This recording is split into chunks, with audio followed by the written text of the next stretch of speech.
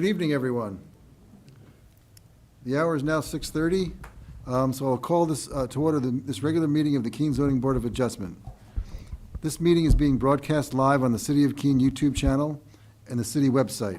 The video is posted on the city website by the end of the next business day, barring any technical difficulties. Anyone wishing to view a copy of the agenda and supporting materials will find it at the city website. To receive electronic copies of future agenda packets, please go to the homepage and subscribe to the city meetings email list. The public and other board members will be recognized to ask questions and make comments on the agenda item under discussion. After being recognized, all remarks are to be made through the chair. Anyone who wishes to address the board is asked to go to one of the microphones in the room, right there, and identify themselves by name and address prior to speaking. As a reminder, the minute taker is participating remotely this evening. Board members, please be sure to turn on your microphone when speaking. If the minute taker is unable to hear you, they will ask that you speak louder or turn your microphone on. All right, so first we're going to introduce the board members. My name is Joe Hoppick. I'm the chair. And to my left? Jane Taylor. Josh Gorman. Rich Clough. Mike Welsh. Okay. And now we'll take up the minutes of the last meeting, July 3rd.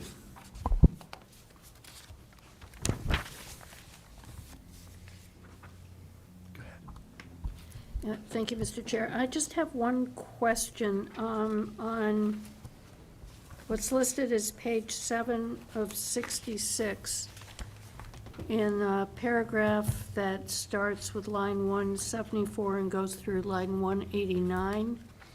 The references in there are to 344 Chapman Road, and I was wondering whether or not that shouldn't be 334. And I don't know if that was perhaps misspeaking or just a typo. I don't know. So I just wanted to note that for the record. I don't, depending on what the tape has, is whether or not it needs to be corrected. Right. The minute taker and I can take a listen to that tomorrow and make the Okay. corrections. Okay. Josh? Didn't the owner herself also refer to it as 344?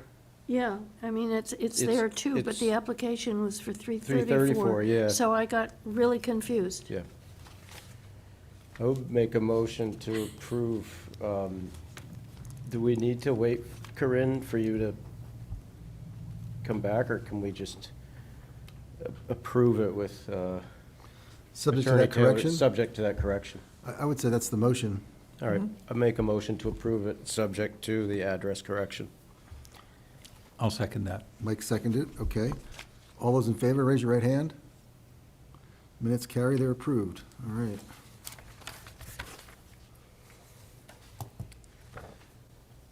Do we have any unfinished business that anyone's aware of?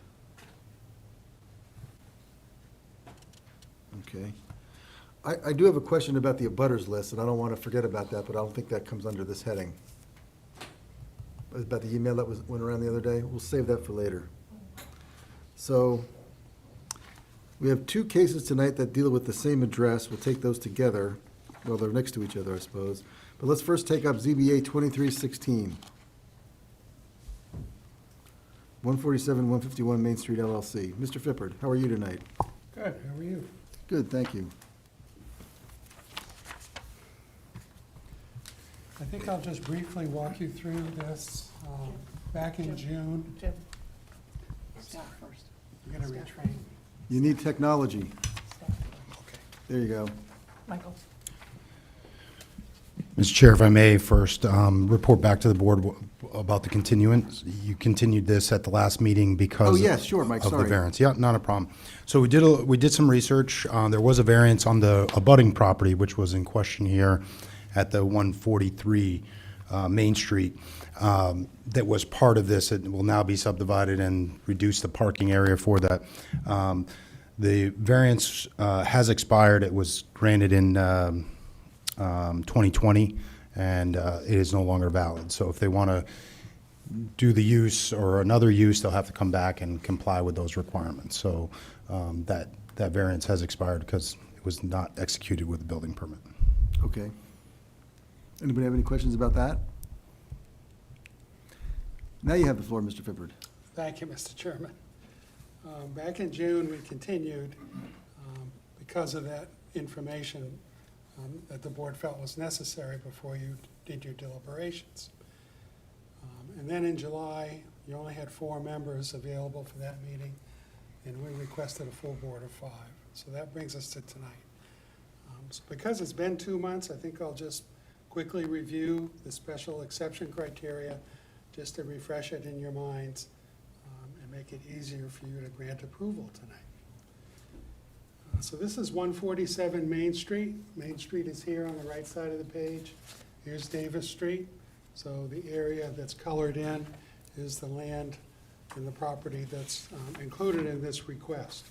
This is a location where the building burned on Main Street, cobblestone burned, and the building has been since raised and the site has been filled and now it's ready to be redeveloped. So the owner is 147 to 151 Main Street LLC. They are proposing to construct a new building on this property that would be mixed uses.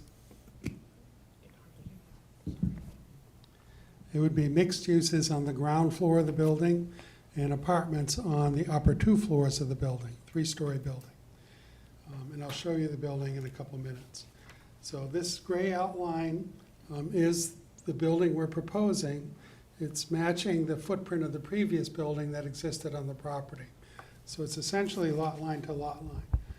We are, however, proposing to do a boundary line adjustment with the adjacent property at the rear, which will enable us to lengthen this lot. Today, this lot is 63 feet wide and 130 feet long. And now, with the proposed boundary line adjustment, it'll be 63 feet wide, but 176 feet long. That enables us to add some on-site parking and a proposed drive-through lane. The drive-through lane is permitted in the downtown core district by special exception. So that's what brings us before you tonight. We're requesting a special exception to allow a drive-through use. And the drive-through use will be a restaurant located in this half of the building with a pickup window here at the rear. This isn't a typical drive-through lane like you see around Keene today. There's no order board when you drive in. This is really just access for cars to come in and pick up an order. So this is an order that they phoned in or that they did online, that they paid for remotely, and they're coming here just to pick it up. So it's a relatively new development in the food industry as a result of the pandemic, becoming much more popular. This is a shorter drive-through lane than you might see at a McDonald's or a Dunkin' Donuts in town because there's no order board. We don't need that queuing length on the property. They've already placed their order, they've already paid their food, they're just coming through to pick it up. If they arrive at the site, if they're told their order will be ready in 20 minutes and they arrive at the site in 15 minutes and the order's not ready, they'll be told to come back in 5 minutes, not to sit here and form a queue on the property. And that's not how it works. It's no secret that the restaurant that's proposing to go here is Little Caesars, and there are thousands of Little Caesars across the country. This is how they do it today. They know what they're doing. They've done it over and over in many locations, and it works. So it's an idea that's finally come to Keene. So with that, I'm going to just walk through the criteria very quickly. The first is that the application is consistent with the spirit and intent of the zoning regulations. The LDC and the city's comprehensive master plan complies with the applicable standards. As I said earlier, the drive-through use is permitted by special exception, so they contemplated this type of use might be proposed, and this is a good location for it. The mixed-use building will add to the vibrancy of downtown because there'll be apartments here as well as businesses on the ground floor. And we feel that that does comply with the recommendations of the master plan, and it certainly will provide a convenient operation for customers to order food and come through to pick it up. There are no outside seats like there used to be for Cobblestone. There's no seats inside, so it's not a sit-down restaurant on the inside. This is a takeout-only restaurant. Number 2, the proposed use will be established, maintained, and operated so as not to endanger the public health, safety, or welfare. I already explained how the drive-through lane works, and that's what makes it work. No order board, no stopping to pay, no waiting for your food to be prepared while you're sitting in a line in the queue. So I think it will operate safely in this location. Access to the site is from Davis Street, so this is a one-way in, travel through, one-way exiting, and they can go right or left on Davis Street. The intersection at Main Street, because there's a median down this section of Main Street, this is a right in, right out only. So the intersection operates very efficiently, very safely. So we avoid the safety issues that can be created by long queues. And the next 2 applications on your agenda, I'll be talking about the effect of long queues. Number 3, the use will be established, maintained, and operated so as to be harmonious with the surrounding area, will not impede the development, use, and enjoyment of adjacent properties. I want to show you the proposed building. This is preliminary at this time. You get an idea of the architecture. It's a brick building. You can see all the windows that are the apartments on the upper 2 floors. The ground floor, storefront glass, as you'd expect to see on Main Street in Keene. And the building architecture itself is very similar and harmonious to the downtown architecture. So we think it fits in very well with the downtown businesses in the area. And we think this will be a complement to the other buildings nearby and businesses nearby. Because there's no outside seating, no seats inside, there's very little noise associated with this use. There's no fumes or vibrations that could disturb abutting properties. We do have an enclosed dumpster area located here at the back corner of the property where it's easily accessible by the trash company to get in and then out. So we think it fits the site very well. We've also added 5 on-site parking spaces, which will be available for use either by employees or they may be assigned to residents on the upper floors. Parking is not required in the downtown core. There's also parking available on Davis Street, public parking, and on Main Street.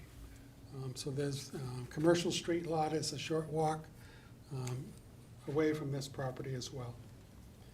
So we think it can be operated efficiently in this location and not cause a problem for any adjacent properties.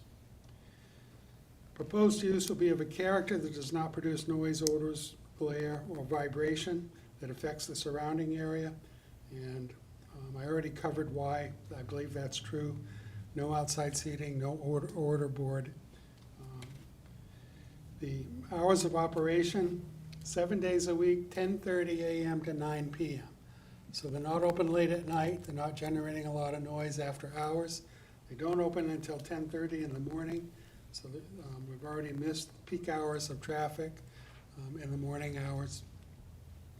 Their busy time, they anticipate having 200 sales per day. And Little Caesars knows their business. For this type of location, this size of facility, they can predict very accurately what their sales will be. And they anticipate 60 sales during the peak hour, which will be 5:30 to 6:30 in the evening. So 60 vehicle trips is cars entering and exiting on Davis Street, and then either continuing to Main Street or down toward Wilson Street. 60 in an hour is not a lot of traffic. The planning board doesn't require us to do a traffic report until we get 100 cars or more. So this is under that threshold. So I don't anticipate any problems with traffic at all, especially where Main Street is a right in, right out only. The proposed use will not result in the destruction, loss, or damage of any feature determined to be of significant natural, scenic, or historic importance. The old building is already gone. It burned very badly, couldn't be saved, so it's been completely removed from the property. It's now a vacant lot. So there are no features where this would come into play. The proposed use will not create a traffic safety hazard or a substantial increase in the level of congestion in the vicinity of the use. They will have up to 20 employees. They'll work different shifts during the day. Up to 4 employees are the maximum number in any one shift. But we do have on-site parking for the employees. Also, I already described how the intersections operate with the right in, right out, so it shouldn't create a safety hazard at all. And I think with that, I'll answer any questions.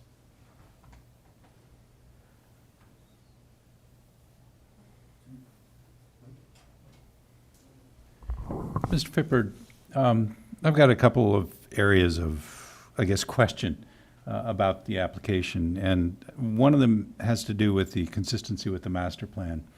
And you do make an argument that, you know, the upstairs and the varied uses of the building is consistent, and I agree with that, but emphasized throughout the master plan is all this human scale, walkable, pedestrian access, things like that. And I think that, you know, the case could be made that this applicant is more consistent with the master plan if it weren't solely a car drive-through facility.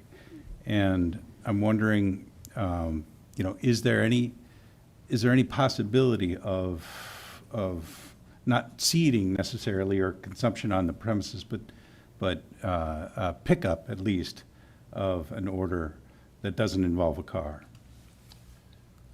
Yes, they do have, you can come into the facility and place an order and pick up your food. And they anticipate a large part of their market is going to be college students. And because of the close proximity to the college, walking distance, they think that'll be a lot of their traffic. It'll be foot traffic in that area. Good, that's helpful. My second area is with the argument about the impact to surrounding properties. And you know, I like the idea that people whose food is not ready may agree to leave and drive around for 2 minutes. I can also see the possibility that they would want to just stick around. It's just going to be a couple minutes. You know, I can see both sides, and I'll take that as a wash. But the surrounding properties do include, among them, a bar that's immediately to the west that has outdoor seating and you know, it presumably wants to preserve an atmosphere that's conducive to people hanging out there. And I think there's another restaurant going in immediately to the west too. And I'm wondering, you know, what would you say to someone who says that's going to create glare, it's going to create vibration, and it's going to create possibly some vapors or whatever the last of the items is, odors that would be offensive to the people in those facilities? Well, there's already another pizza place very close by, 2 properties over. There will be a vent, commercial vent from a commercial kitchen, so I imagine there will be fumes. You may get the smell of pizzas cooking, since that's what they specialize in. I don't believe the west side of the building, there are no windows, just the pickup window. These are doors, then these are apartments upstairs. So I don't think that's excessive glare that's going to affect the operation of a business to the west. I'm actually thinking about the headlights of the cars as they roll through and seek to pick up their food. Yeah, the Land Development Code requires screening of drive-through lanes. So that means there'll be a 6-foot-high solid fence along this westerly boundary, so cars turning in, it screens those headlights. This is also a 6-foot-high fence through this area, and then they're back on the street. So I think it's built into the regulation to address that type of situation. Okay, Good, thanks. My last sort of area of concern is the congestion, the potential for congestion on Davis Street. It is a side street. It doesn't get a whole lot of traffic. I can see people wanting to come into this property from both lanes and getting into situations where, you know, there's already a queue and waiting perhaps on the street.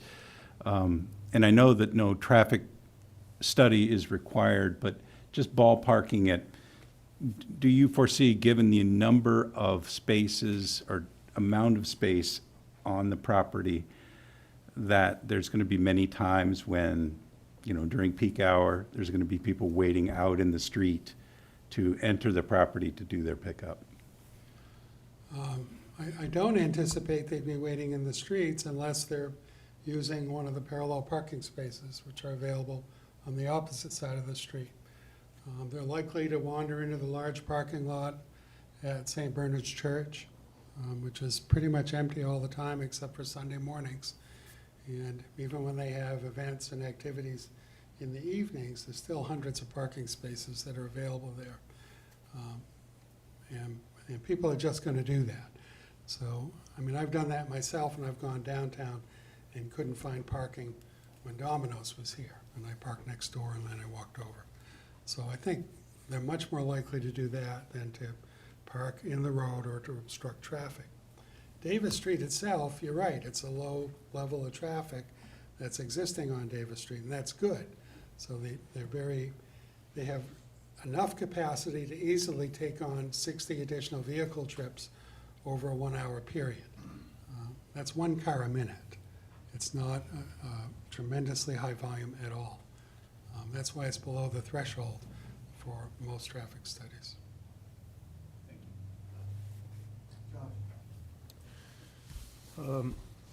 Jim, I just want to talk about number one real quickly, back to Michael's question about the comprehensive master plan. I get that the mixed use is a perfect use and in the spirit of the master plan. That's sort of inarguable, but can you speak more as to how, because the reason we're here is for the drive-through, not the mixed use. Could you speak a little more as to how the drive-through is in the spirit of the master plan I think or it's the LDC? I think it mostly relates to customer experience and customer satisfaction. Customers today want that convenience. They don't want to have to park and get out of their car. That's why they've gone in this direction across the country.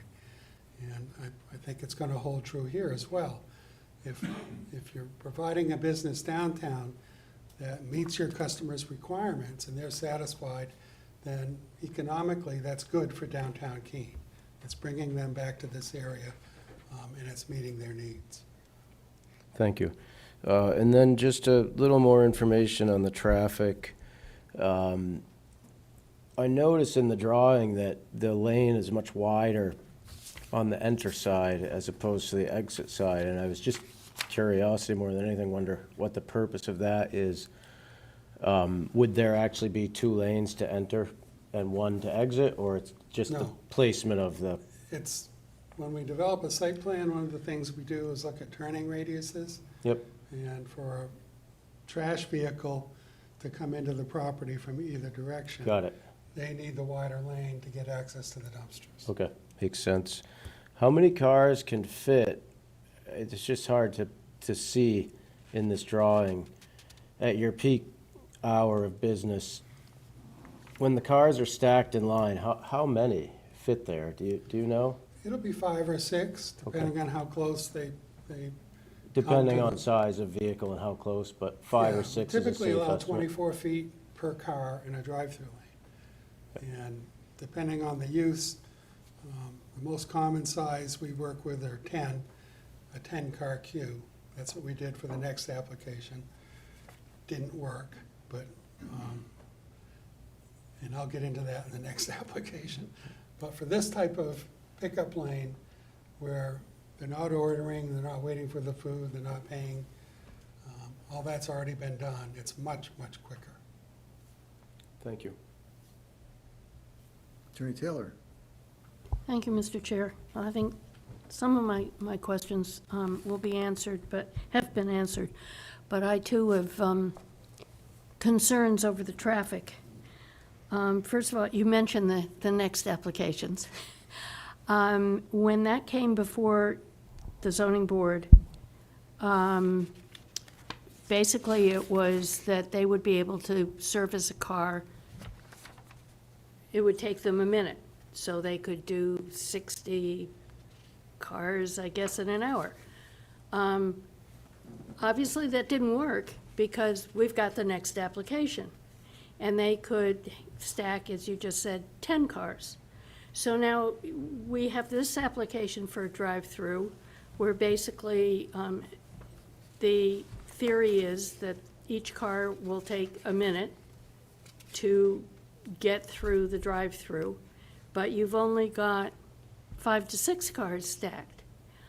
I'm really concerned because you've got St. Joseph's as a school, you've got a lot of kids running around when school is in session. There is considerable traffic on Davis Street, and when I've been down there, the parking spaces are usually full. So I'm just concerned about creating another issue, even though Davis Street is definitely a secondary street, whereas West Street's a primary street. So I don't know how you can address that.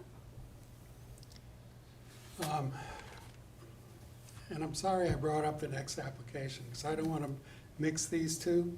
They're Well, similar, but I'm they're not not the trying same. to, I'm just talking about a minute per car service and whether that actually works. When the school is open across the street, that's daylight hours, Monday through Friday. Their peak hour comes from 5:30 to 6:30. So the kids are gone, the school's closed, parking lot is mostly empty across the street. And adding that amount of traffic at that time, I think is safe and doesn't interfere with the operation of the school and the safety of the children. The 60 vehicle trips, if you're just driving in to pick up your order and it's ready, it's a lot less than a minute for you to say who you are, what your order number is, and take your pizza and drive away. It's just, you know, when I asked the representative of Little Caesars about it and said, I can only fit 5 cars in your queue. And he said, well, that's more than we need. And he explained to me in detail how the operation worked. So I believe him. I'll go into far more detail in the next application to help you understand what happened. But as far as this operation goes, this is a completely different operation for a drive-through lane. It's pickup only. And that's what makes all the difference. So Little Caesars has 4,000?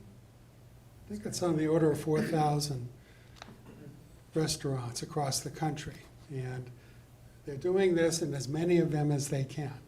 And so they already have hundreds and hundreds where they were able to give me information saying, here's what I need for the queue. We will not have an order board. We're not going to have any seating. I mean, there's just no reason to linger there unless they came too early and they're trying to linger because their order's not ready. Their operation teaches them to leave. You have to leave, come back in 5 minutes. Your order will be ready. And John Rogers, when I turned this in, he already tested me on this and said, I'm one of those people, I'll call in my order and I'll go right down. And I'll wait 10 minutes at the site. Well, you're not going to wait 10 minutes here because they're not going to let you. You're going to be blocking the drive-through and other customers are coming to pick up their orders. They'll say, okay, you're John Rogers, you were told to come at 7 o'clock. Your order would be ready, and here it's 10 of 7, so please come back. I mean, they've already got his money. I don't know if they'd lose repeat business from him, but he may get angry, but I think he'll do it and he won't cause a problem. Yes. Yeah, how is it proposed to be handled if you've got 4 cars, say, waiting to pick up their orders, and somebody wants to back out of one of those parking spaces. There's a chance that could happen. You may have noticed the width here. We're gonna paint a line in the parking lot, so when they go to the pickup window, they're on the outside of that lane. And if somebody has to get out of their space, there's enough room for them to back out, and then they may have to wiggle a couple times to get out, but it's doable. We looked at that too with our turning templates, just to make sure. And unless they're driving a extended cab pickup truck, 4-door job that's 24 feet long, then, but usually they know better not to put themselves in that type of situation. The parking space is only 18 feet long. Thank you. Okay, anybody else?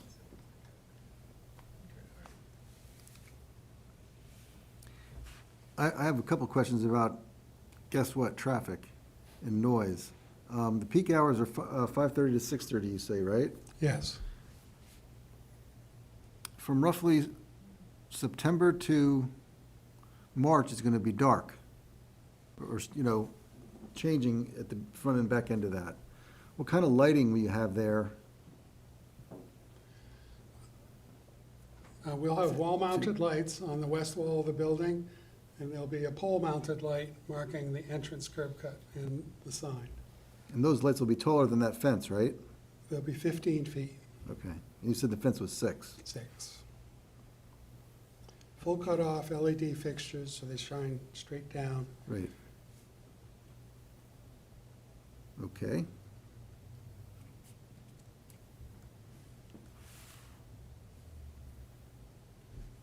Will there be an area on the street that you can direct customers to go, if they come early, right? They're 5 minutes early. Go over there and park for 5 minutes and come back through. I mean, I don't know where they'll direct them to. They could suggest they go across the street. That's what I mean, you If there's room mentioned in the church parking lot, Right. then you're close by, you can come back.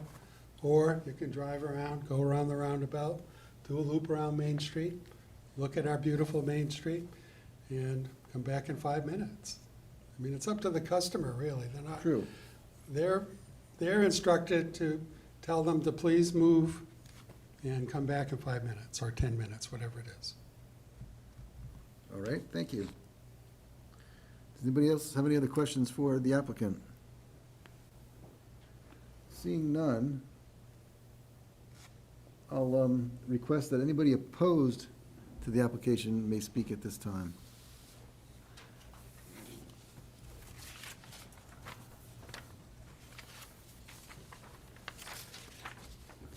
Now, this email, should I read this? This is in opposition, all right.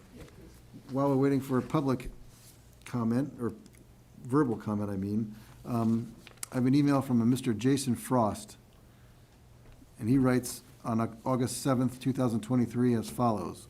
Good morning. I am unable to attend tonight's meeting in regards to the variance request by Pappas for the former Cornerstone Building on the corner of Main and Davis Street. Please accept this note in my absence. I own property at 29 Davis Street, which is one building down, adjacent to the old Anderson Flores building, and I have reviewed the proposal by Mr. Hanna and Mr. Pappas. There are numerous issues with the proposal that I will highlight here, what I believe to be the most problematic. Oh, sorry. It is on, There are numerous issues with the proposed, I read that already. Mr. Hanna has stated that 100 to 200 additional cars will be entering in out of the back lot of the new building. He indicated that this will not adversely affect the area, and I don't believe this to be true.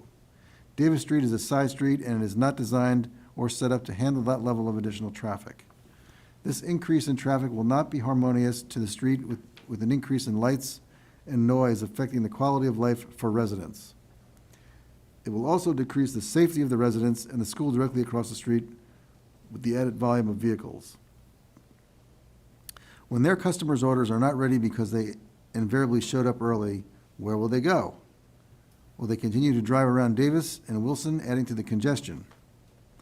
This proposal flies in the face of what the core district is intended to be, which is an area to promote walking, shopping, and generally enjoying the beautiful downtown that we have. It can and will decrease my property value as to who wants to live next to a Little Caesars. If this variance is approved, Who is to say that we won't end up with yet another Dunkin' Donuts? Arby's, ? Drive-throughs should be in districts currently operating in a like-kind situation similar to Key Road, Walmart Plaza, and West Street. I humbly ask that you deny this request. Thank you for your time and attention. Regards, Jason Frost. All right. I don't see anybody here who wants to make a comment in opposition. So now I'd like to entertain any comments by those in support of the application who have not talked.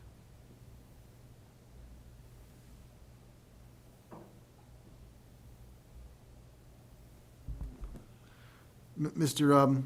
Fipper, do you want to respond to Mr. Frost's comments? I think you've answered a lot of that already, so I'll leave it up to I think you. I did, and I don't think I need to repeat it all. I just want to remind the board that I think when he's referring to drive-throughs, he's thinking of a McDonald's drive-through, a fast food drive-through. And I agree, that wouldn't be appropriate in this location. So this is very specifically controlled, no order board, no paying, just driving through and picking up your order. So I think that's the major difference, and that's why it can work here. Okay. Judge, Mr. Gorman? would the applicant be open to the idea of putting that into any type of approval? Because we're really approving a drive-through, right? So if the property were ever to change hands or be leased out by someone else, would the stipulation of no order board be appropriate for the applicant? Yeah, absolutely, that's fine. Okay. And if it changes hands and somebody wants to come in and change the operation, Right. my understanding is John Rogers is gonna say you gotta go back to the ZBA and redo the special exception, because this is a significant change. I think if we approved it as a drive-through and Little Caesars bailed and Dunkin' Donuts came in, I disagree. I think it would just become a Dunkin' Donuts. So I think the lack of order board addresses that. Okay, And if the applicant wanted to come in later to change that, they certainly could. Anything else? From the members? No?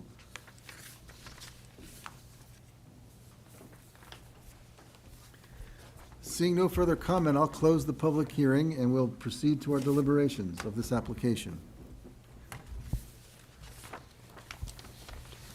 Mr. Chair. Attorney Taylor?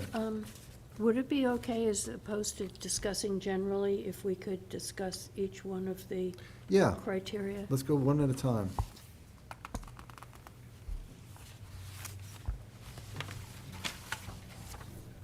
Do you want to start with number one? Sure. Okay. I have to say that I disagree that it's consistent with the spirit and intent of the zoning regulation.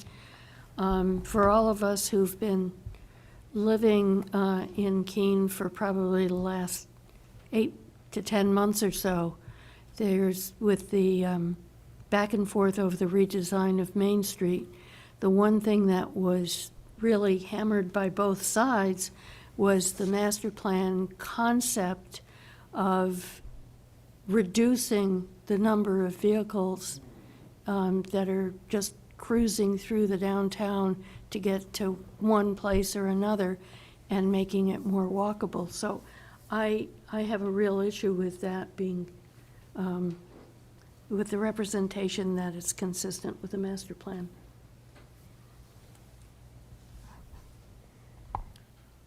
Anybody else? Mike? I concur, but I think that my concern has been pushed some distance toward acceptance by the idea, and I'm not sure this would be a condition, but the idea that there will be a walk-in feature to this restaurant. Before, I was under the impression there would be no walk-in, no ability to pick up, and that a pedestrian would have to go elbow in between the cars and pick up at the window in the back. That's very non-walkable. So I'm a little less concerned on number one, but perhaps on the edge of being sold. I think Attorney Taylor's right about the observation that the whole idea behind the planning with Central Square was to reduce traffic downtown overall.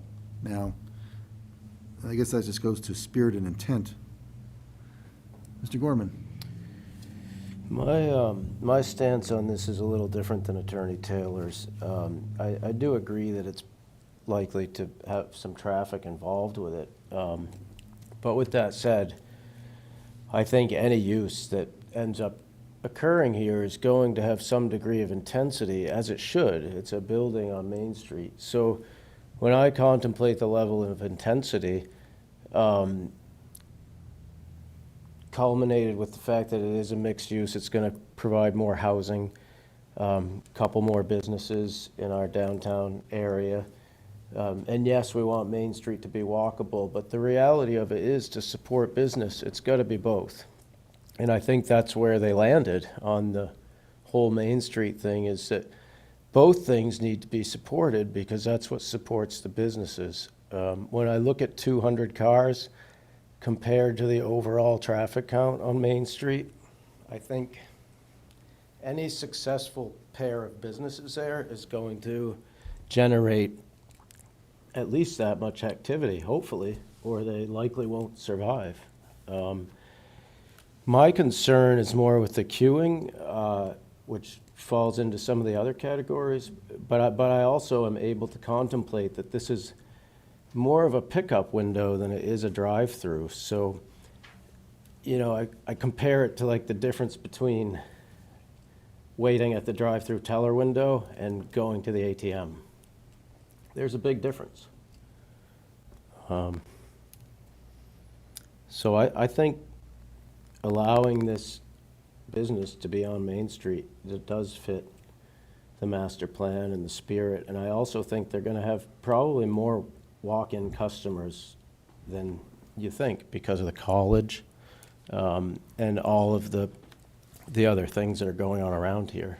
So it wouldn't surprise me if those 200 customers a day, half of them were walking.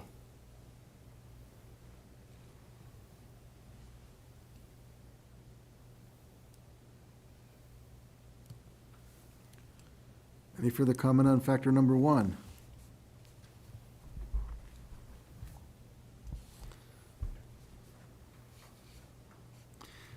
The second factor concerns whether the proposed use will be established, maintained, and operated so as not to endanger the public health, safety, or welfare. Now, I guess in all of these factors, or most of them, traffic and noise factor in. Now, I wish we had something before us that showed a bit more confirmation that Little Caesar's model actually works, and we don't have another Aroma Joe problem on our hands. That's what gives me pause. Because all these well-laid plans may or may not work. Like you said, Mr. Fippard, you know, the customers are gonna do what they're gonna do. They're gonna show up, they'll be early, they'll wanna wait around. They can't wait in line, I realize that, because there'll be somebody behind them laying on the horn. But I just wish I saw a little bit more objective evidence that this model works.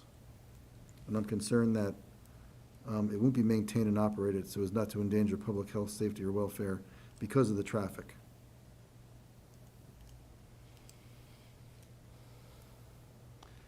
Anybody else have anything on number two?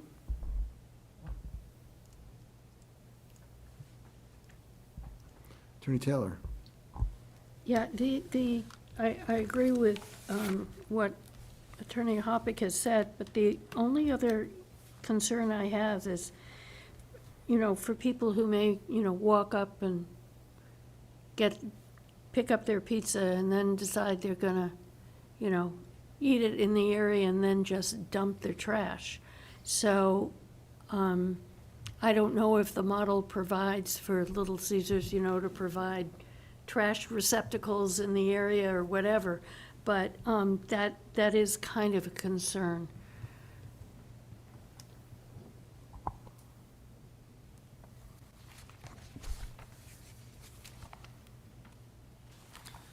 Anybody have any further comment on number 2?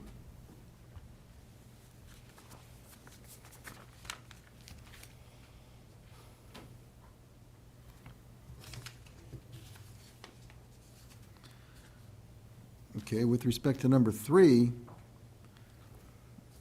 will this proposed use be established, maintained, and operated so as to be harmonious with the surrounding area and not impede the development, use, and enjoyment of adjacent properties? We have one, I would say, a butter concern from Mr. Frost that I read earlier. And to an extent, I share those concerns about the capacity of Davis Street. It's not a wide road. And I appreciate the fact that the school across the street would probably not be, will definitely not be in full operation at the hour of 5:30. So I don't know what kind of extracurricular activities they have going on over there, what kind of night activity they have going on, but I guess that's of a lesser concern. I appreciate that you have a fence to reduce the lighting problems and the noise.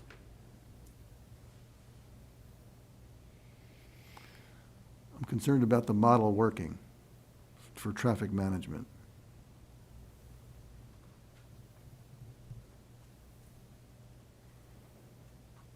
Anybody else for this one? Attorney Taylor?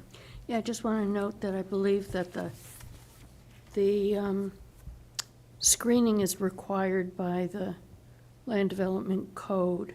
And will this need to go to the planning board?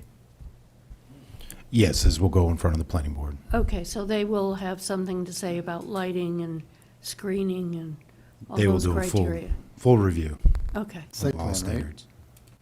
What's that? Site plan review. Correct, yep. Yeah, okay. and I also just echo Attorney Hoppeck's comments regarding the capacity of Davis Street, because maybe they're not 60 cars in an hour. Maybe there are only 30 or 40, but that's still a lot of traffic on Davis Street.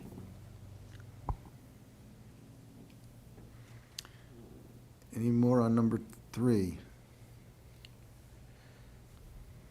Number 4 is similar in that the proposed use will be of a character that does not produce noise, odors, glare, and/or vibrations that will adversely affect the surrounding area.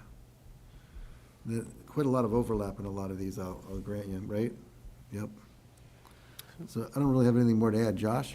I just have a question for anyone who can answer it, because I don't have an idea of it. But with the school, are those kids all dropped off for school? Do you know? I don't think there's a bus. Do you know it? They do have a drop-off queue that starts off of Main Street and goes back to the school off of that side driveway. Do you know off the top of your head what the enrollment is? I do not. My point is that we don't know, but we do know the kids get dropped off. We know it's not a problem, or else we would probably know that it was excessive. I'm guessing they have, in triple digits in students. I've never noticed in all my years of traveling Davis Street when I worked for the city that was a point of congestion. And I think that type of queuing for a kid drop-off is very similar to what you have here. And I know that it's difficult for me too to just understand that everyone's gonna be a sheep here and keep moving along. But I think it would be a one-off event for someone to just decide they're gonna plant themselves there and not move. So when I think about that, I mean, intensity-wise, this use compared to Cobblestone and Piazza, not very intense compared to what was there. A bar that was rowdy and loud until 2 a.m. An ice cream place that was pretty busy back in the day with cars and people. And I just think no matter what you put there, it's going to have a degree of intensity that could raise a flag about Davis Street. But the reality is that that street has been used that way, short of the last couple of years when the building's gone because of fire. It served very intense uses on that corner, as well as the intense use of a school, without problem. So when I think of all these, 2 through 4, they kind of blend in for me, and I just don't see a hugely excessive burden on a couple hundred cars coming in to grab a pizza that they called in ahead. I mean, truthfully, Athens probably does that. We just don't know it. I Attorney think people circle around and park somewhere else or show up on time.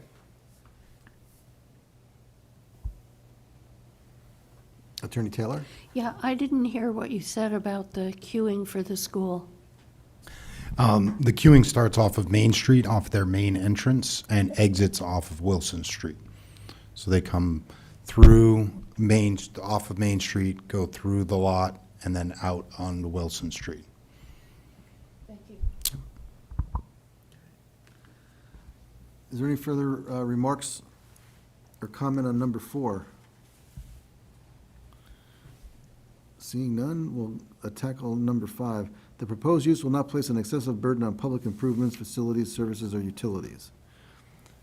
Out of all these that we have here, certainly traffic is not an issue here. It shouldn't be anyway. And I don't see any, in terms of utilities, facilities, or services, I don't see that this proposed use has any impact whatsoever on public services. Does anybody have a different point of view? Okay. Attorney Taylor? Yeah, I think the only issue, again, goes back to the traffic and, a street is a public improvement, so Well, all right, that would be my only concern. okay.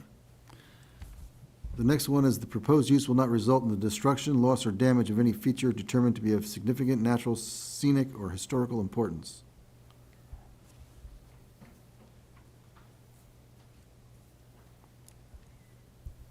I don't even think this one's applicable. No, I think the loss of feature already occurred when the Yes, I fire was thinking happened. the same thing.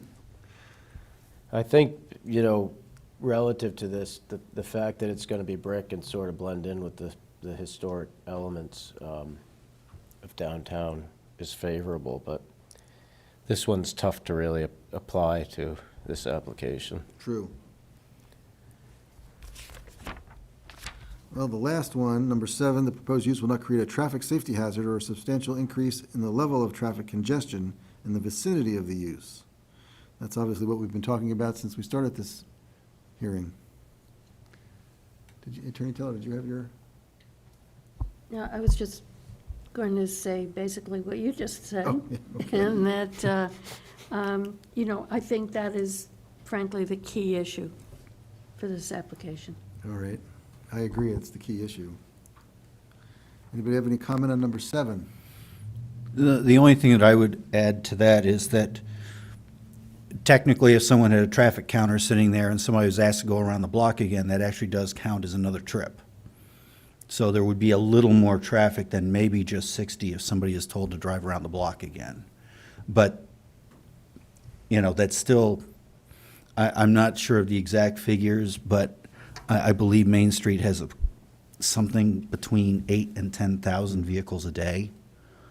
So it's, the impact on Main Street is still pretty small. And it just comes down to the impact on Davis Street. Yeah, that's where I'm coming from, because when you leave the facility, you go right or left. Left takes you to Main Street, then you have to go right. But right takes you through the neighborhood, and then I guess it's down to, was that Ralston Street, I think? I can't remember the name of it. Not Ralston. Yeah, if you went all the way down, it would hit Yeah. Ralston. If you just went straight to, yeah. Or Gilbo, would it go? No, that wouldn't be Gilbo, no. But to get out of there, you'd have to go through the neighborhood.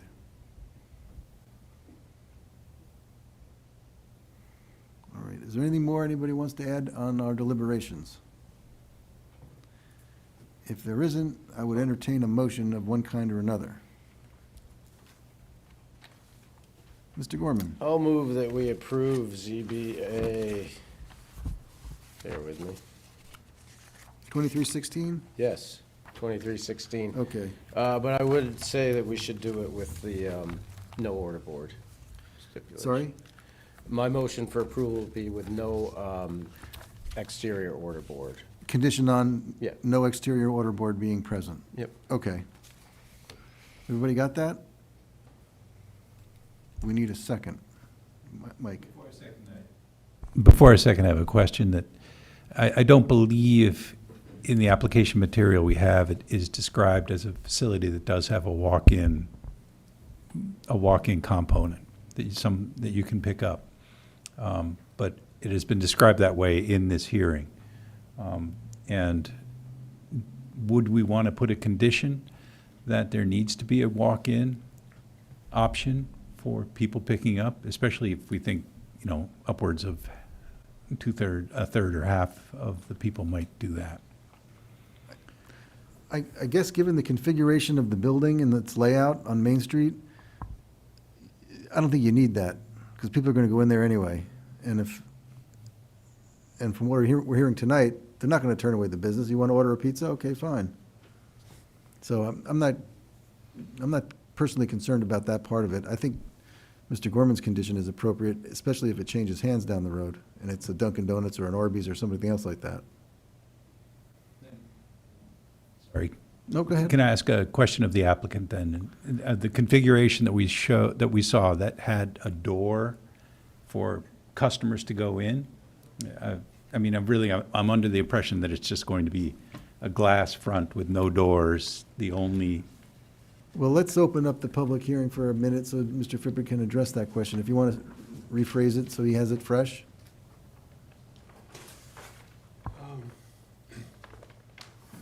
Thank you, Mr. Chairman. Jim Fippard.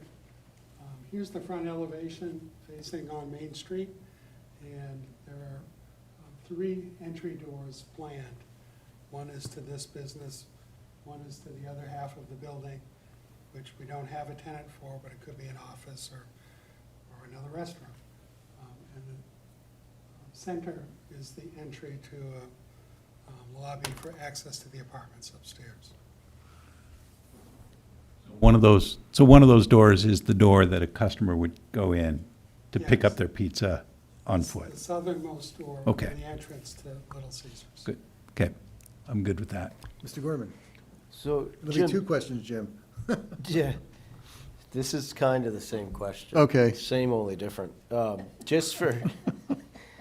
So, in theory, someone who didn't want to be in the queuing lane or showed up early could simply circle around, park on Main Street, go in the front entrance, and hang out until their order was ready. That's correct. So really, the ability to pick up the food exists several different ways. You could park down by the Colonial and go for a walk and come get your food. I mean, just like so many people do when they do business on Main Street. They don't necessarily park right in the front entrance of their destination. So in theory, these 200 customers a day would be using Main Street parking, Davis Street parking, or the queuing lane, or walking in, not just the queuing lane. I agree, all of the above. Okay. I think I turned this plan in with the application. There's a floor plan of the ground floor, which shows, this is the restaurant space. We have the floor Public plan. entry. Isn't that what that is? No, this is the lot plan, sorry. We don't have the floor plan in the packet. Well, I apologize, I should have. And I think this would make it clear for Mr. Welch that there is a public entrance on Main Street. Well, I think that addresses the question. All right, we'll close the hearing again and wait for that second. I'll second. Very well. Motion having been made to approve and seconded with the condition that no order board be present. I'll go through the following criteria and we'll vote on each one.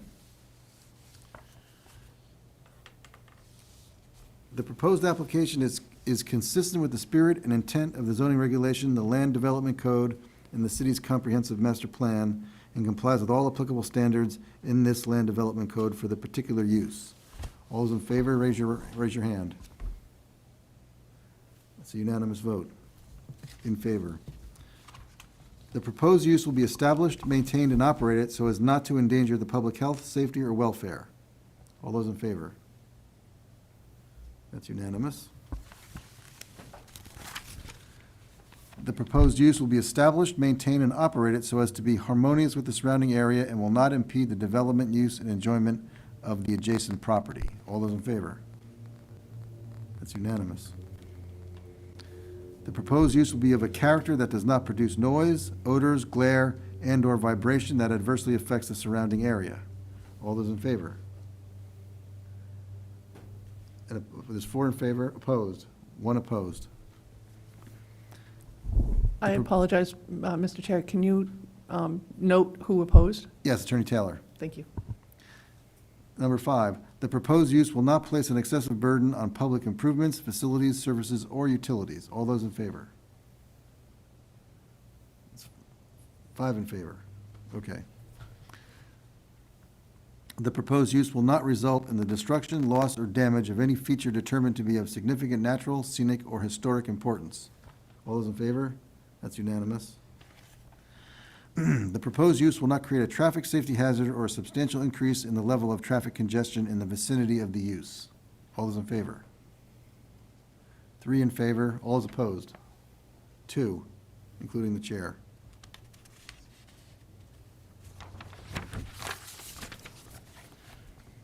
All those in favor of the motion, raise your hand.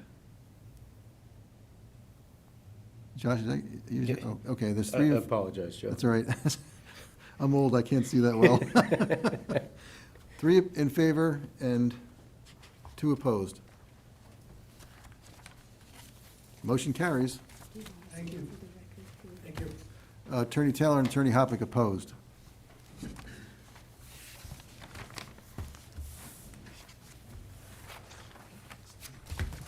All right.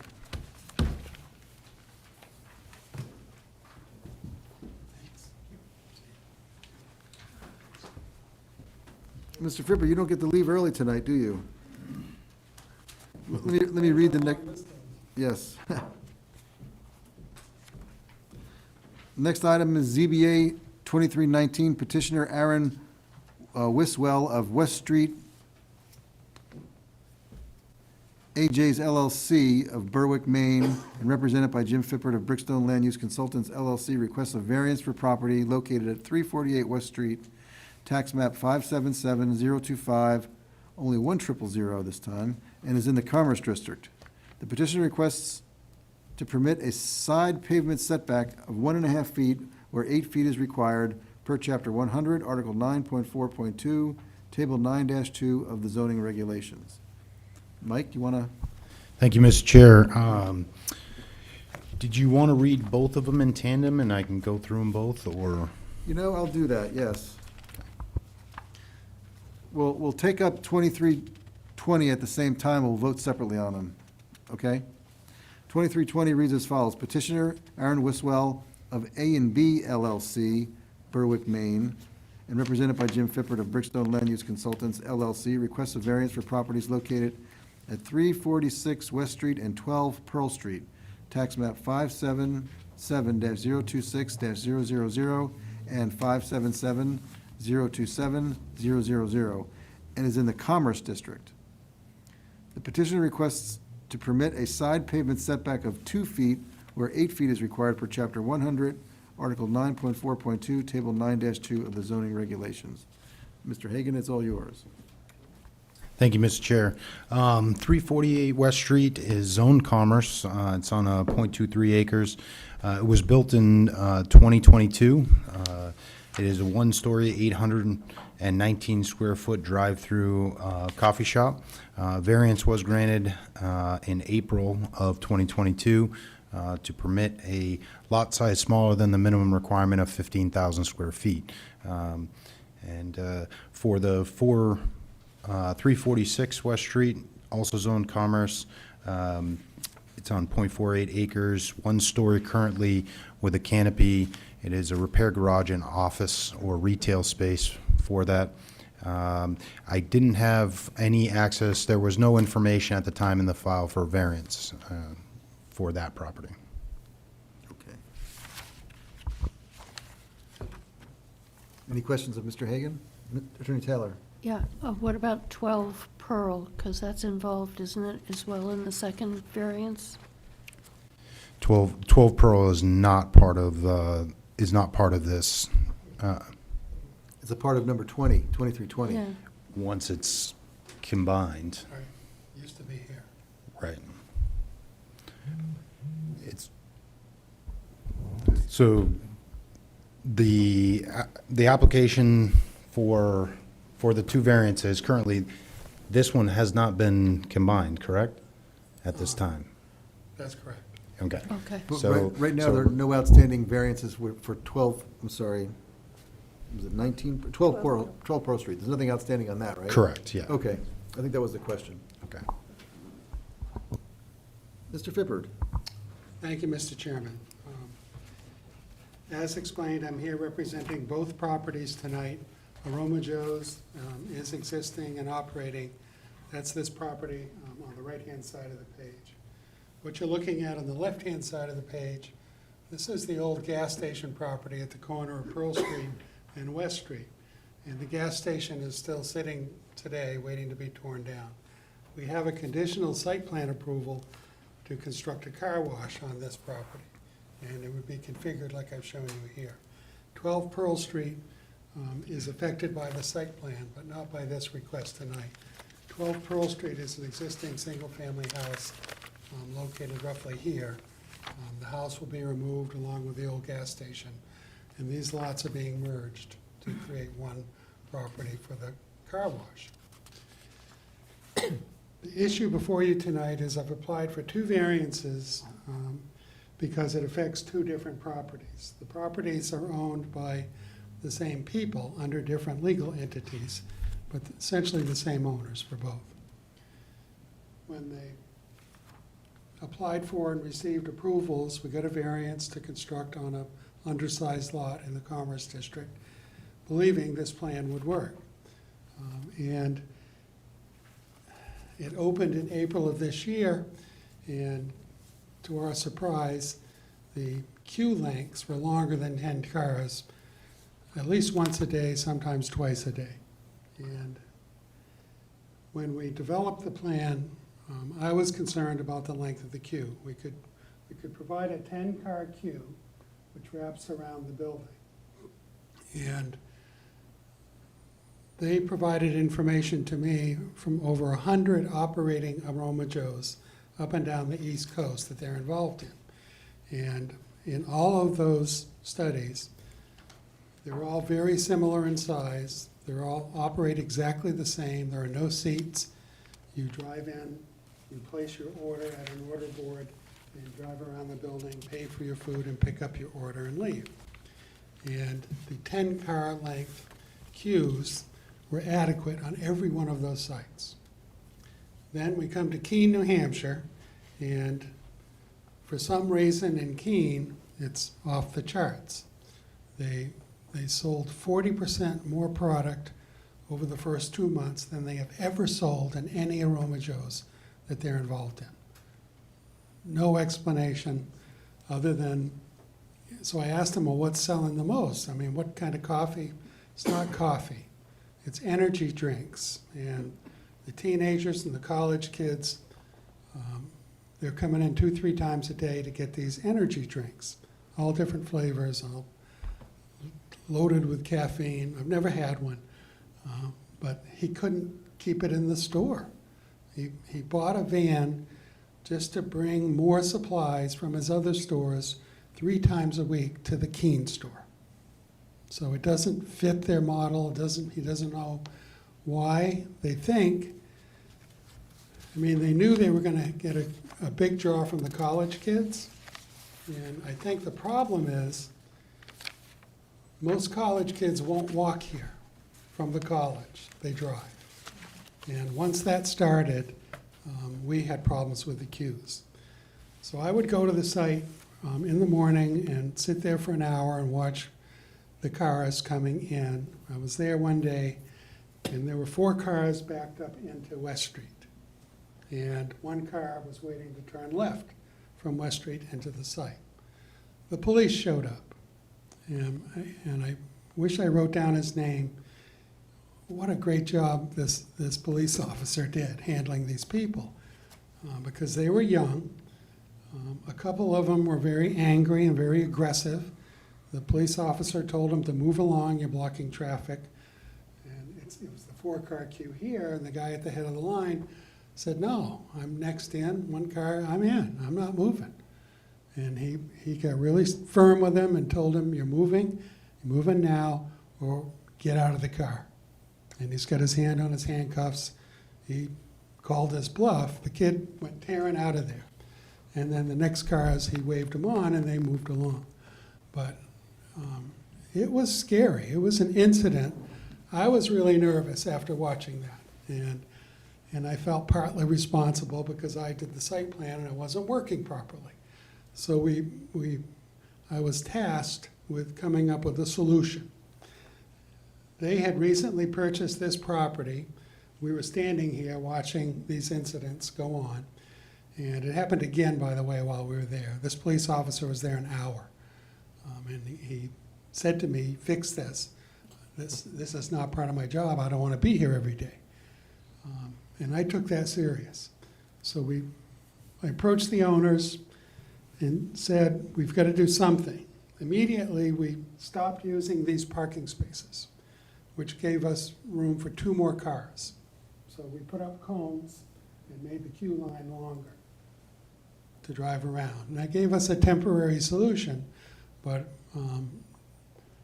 and we're not required to have these 4 parking spaces by the Land Development Code because there's no seats in the restaurant. So we could get away with it, but he didn't want to do that. He wanted his employees to be able to park here. And this site was going to be redeveloped. So then we talked about how can we add another entry lane? And in a couple other Aroma Joes that they own, they do have double entry lanes.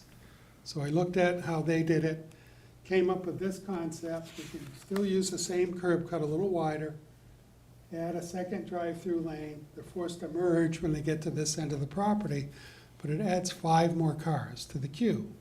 So I think we can fix the problem, and that'll give them a 15 length queuing distance. In order to accomplish this, we need to do a boundary line adjustment. So we're going to take a strip of land from this larger lot and add it to this lot. But then I needed pavement setback variances, and that's why I'm here tonight, in order to build this plan.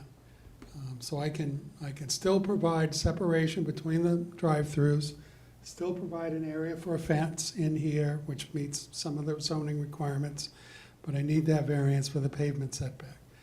And I think it will work, and it will greatly improve the situation that's happening at West Street. When the kids went home for summer from college, this issue's gone away. So I think my theory is correct. It's the college crowd that is driving instead of walking.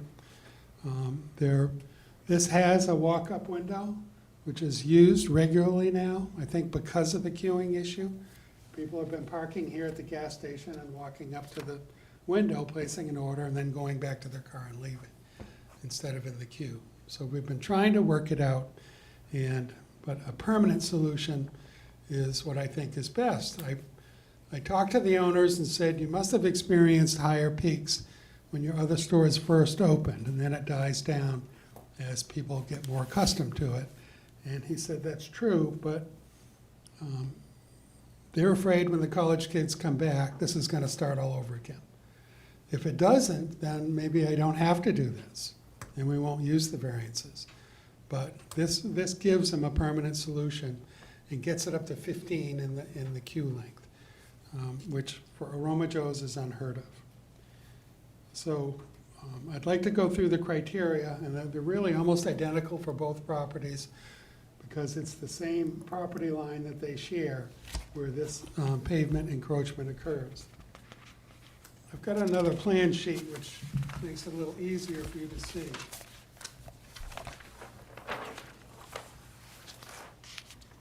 So these shaded areas represent the area where our pavement is encroaching into the side setbacks. And this is a pavement setback, not a building setback. So we're okay on lot coverage, we're okay on drainage, we're okay on all our other dimensional requirements, except for the lot size for Aromaja.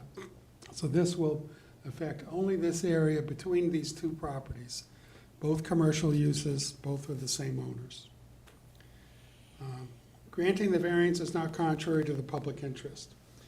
I think it is in the public interest to correct the safety problem that we've inadvertently created, and that it's a serious safety problem. And I would be afraid to see more incidents like occurred that day. This young man was very disrespectful to this police officer. Like I said, he handled it really well, and nothing came of it. So I would just be afraid to see any more incidents like that occur. So I think it's in the public interest to allow us to correct this queuing problem and doing it on their own property at their own expense. If the variance were granted, the spirit of the ordinance would be observed. So the spirit of the ordinance, other than addressing public health, safety, and welfare, which is important, and I think this does do that, it relates to green space between these properties. And where it's the same owners of both properties, no one else is affected by this, only them. Because these are drive-throughs, both uses are drive-throughs. Fencing is required, 6-foot-high solid fencing to screen them from each other and from adjacent properties. So by placing a fence here, we're just gonna be 1.5 feet or 2 feet away from the fence. We'll still have a strip that'll be landscaped with landscaping stone, actually. But we can fit a little bit of greenery in there. That's a planning board issue. This does have to go to planning board if you do grant the variances. If you don't grant the variances, I don't know what we're gonna do. Buy that cop a cup of coffee is what you're gonna do. Yeah, I wish I remembered his name, because he was good. That could have really gotten out of hand, and I was afraid somebody's gonna come back and pull out a gun. Anyways, number 3, granting the variance would do substantial justice. I believe this is true. This restaurant, they don't have an explanation why it's so successful, but it is what it is. It's good for Keene in that regard, but it's, we want it to comply and we want it to operate safely. So granting the variance will allow us to accomplish that. So I think that accomplishes substantial justice. Number 4, values of surrounding properties would not be diminished. Again, this is the common boundary line between these two business properties with the same owners. A 6-foot-high solid fence is required to be erected between them because of the zoning requirements in the land development code. So it really doesn't relate to any other property and has no effect on any other property, and therefore I don't believe it diminishes property values. Unnecessary hardship. Work with me, Jane. The very small size of the commercial lot, which you did recognize was a limiting factor on this property. And you did express concern whether it could support this use. You were right, I'll admit it. But I think that creates a situation that results in a hardship for the landowner. We don't have any width to work with, so we're doing the best we can by buying the adjacent property, doing the lot line adjustment, and then creating the barrier between the two uses. So it's I think it works because of where the variances are located. It doesn't have any impact on anybody else on the site. They're willing to do this at great expense to them. They recognize how serious this issue is in the street and don't want that to continue happening. Part 2, the proposed use is a reasonable one.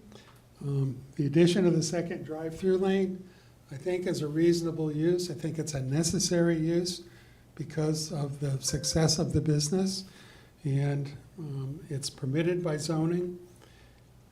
And the modifications to the site plan will require us to screen these areas, so I think makes it reasonable in that regard. And then Part B,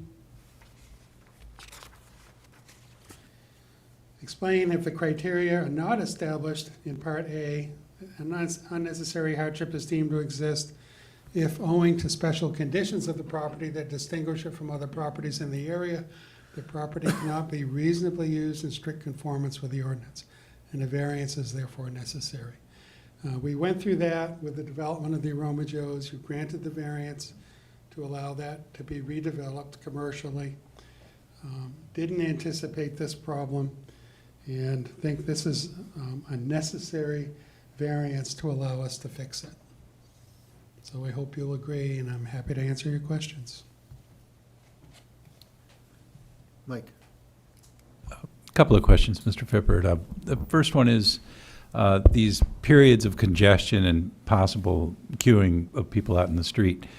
I go by there twice a day, and except for during the first week, I did not see cars backed up into the street. What time of day does this happen? It varies a little bit. When I witnessed them, it was between 8 and 9 a.m. in the morning on a weekday, noontime on a Saturday. The kids all get up late. And then several times I witnessed it between 5 and 6 p.m. Okay. In the afternoons. So depends on the day of the week, depends on the weather. On a rainy day, I went out between 8 and 9 a.m. There were 3 cars on the lot. I'm not sure, I don't have an explanation for that, but it happened way too frequently. Okay. And my second question has to do with the fence, the solid fence that's proposed between the two properties and the two opposing lanes.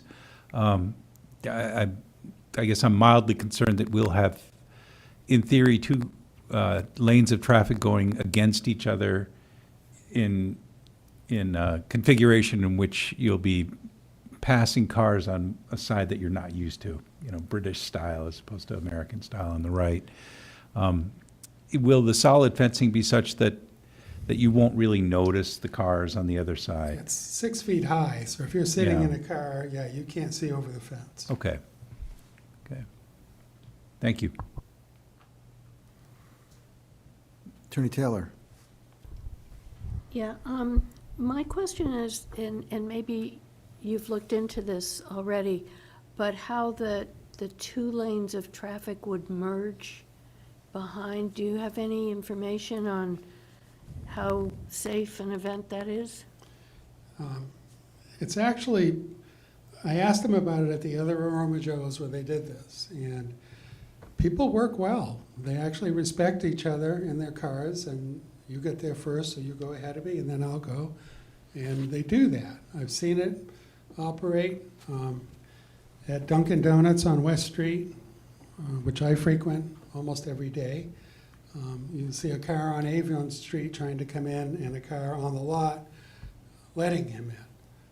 So I think maybe it's because we live in a small town like Keene, but I think the merge will work. And for the customers, they're going to recognize it's a necessary evil because it gets them out of the street. They don't get in trouble with the police. And the police officer made it clear. The second time I saw him there, he went up and down the line and told people that he's not going to put up with any backups in the street. And if you find yourself in the street, move along and come back. And he told everybody that was in the queue that same line, up and down. They also took another measure that I want you to be aware of. We lengthened the queue by eliminating the temporary use of these spaces. They also had an employee come out with an iPad and take orders. So they were taking orders ahead, taking payment ahead, which sped up the queue because it was more like Little Caesars. When the time they got to the window, all they had to do was pick up their order. And that was helping. So we would probably revert to that if we can't do the 2 entry lane solution. Go ahead. Thank you.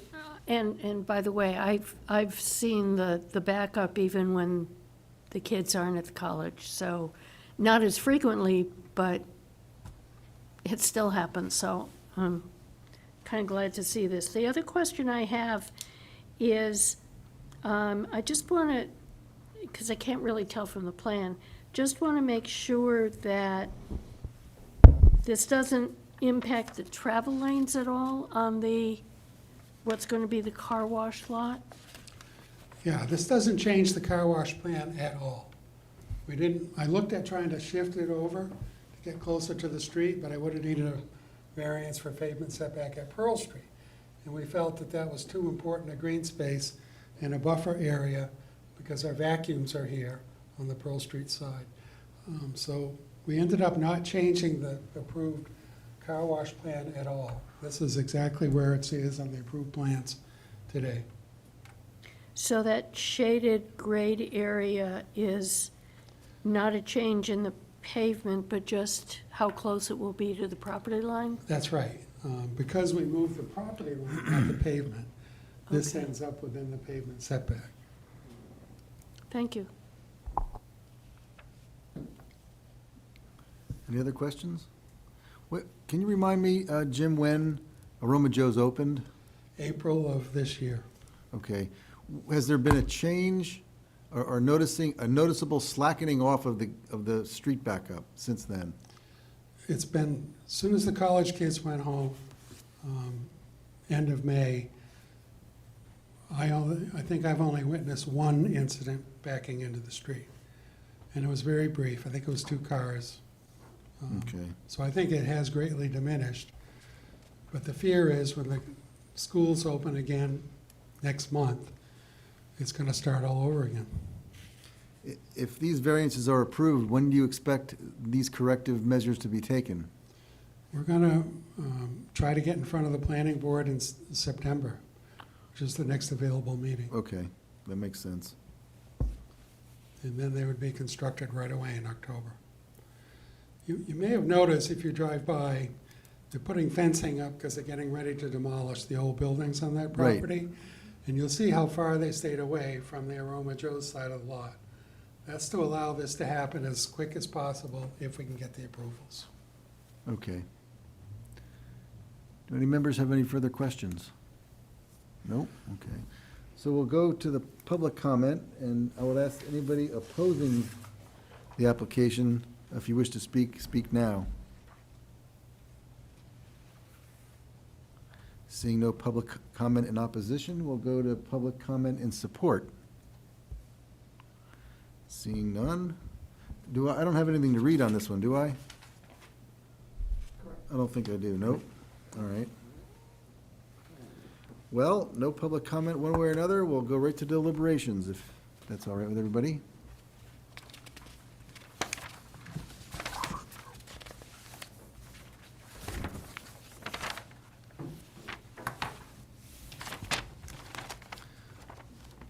I'm happy to start with the first criterion,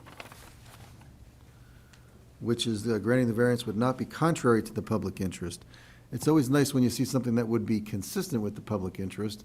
I don't think in all the years I've been sitting here that I've ever seen a variance requested to cure a variance that was premature.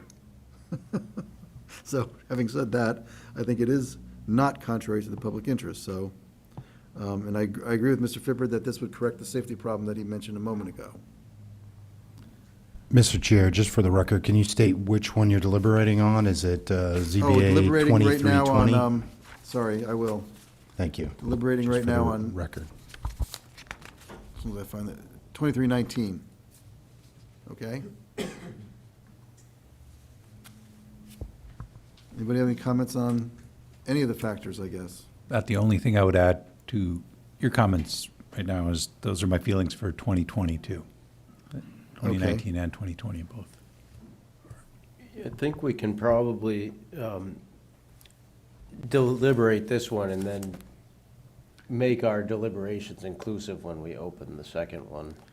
All right, we'll get to that when we get to that. That's fine. Does anybody have any comment about the spirit of the ordinance in regard to number 19.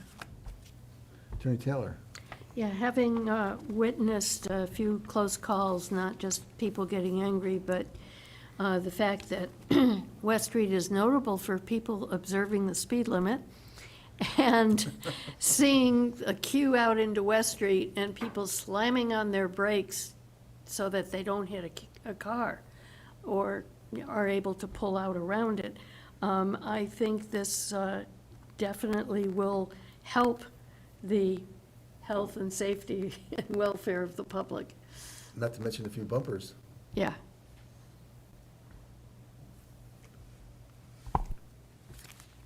All right, any other comment on that?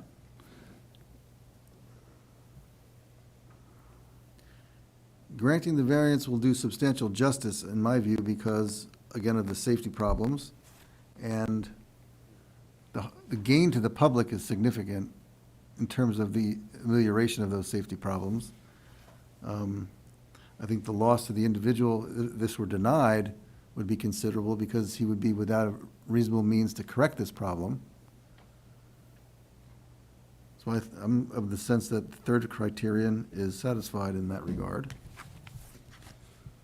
I'm getting nods up and down, that's good, all right. I don't see anything here that would, as Mr. Fippard mentioned, that the two properties abutting each other are owned by the same owner, different corporations, but same purpose going on here. And I don't see that this proposal affects the values of either of those properties or any other property in the area.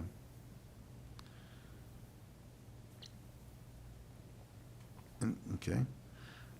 Now, I don't know why Attorney Taylor got such special attention on number 5, but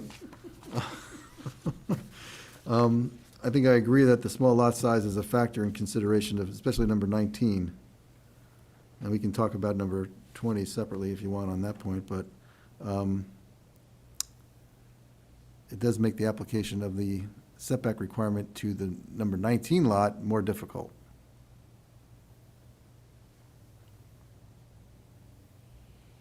Anybody want to add anything else? Attorney Taylor? Yeah, well, I think the issue here, again, is the small lot size as it was with the first variance for this property. There's an issue clearly, and I am not aware of any other way to resolve the problem, linking it back to the public health, safety, and welfare issue. If it's going to be corrected, I think that's the hardship, that doesn't appear to be any other way to fix it. And at the same time, it appears that it needs a fix.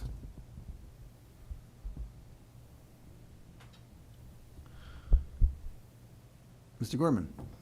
I would just say that I agree with all of the commentary leading up to this, and just echo that the real hardship here is a situation that's been created by this undersized property with a heavy amount of business, and this offers up a solution, and seemingly the only solution, so.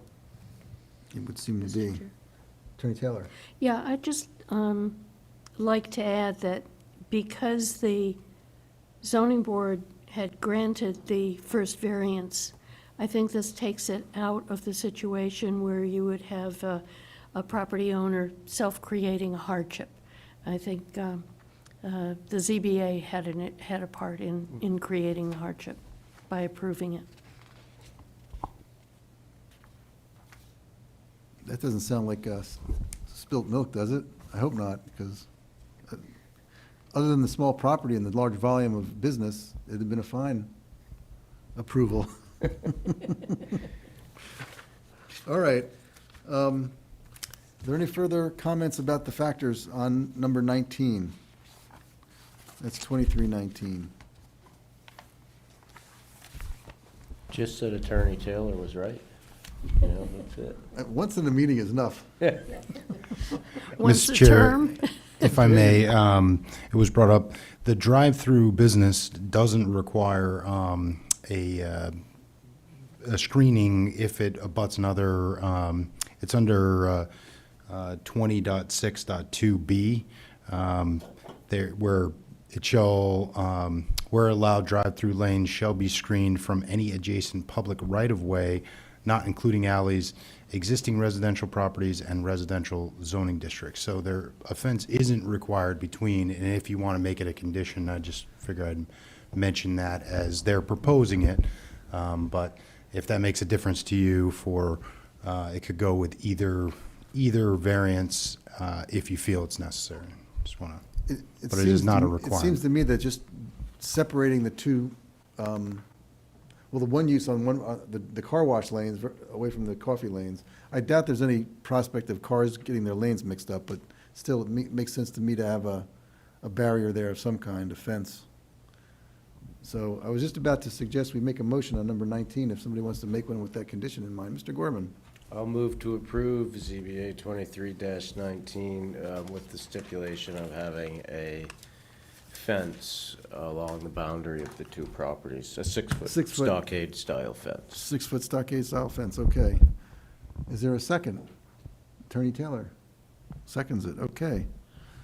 All right, so proceed to go vote on the criteria.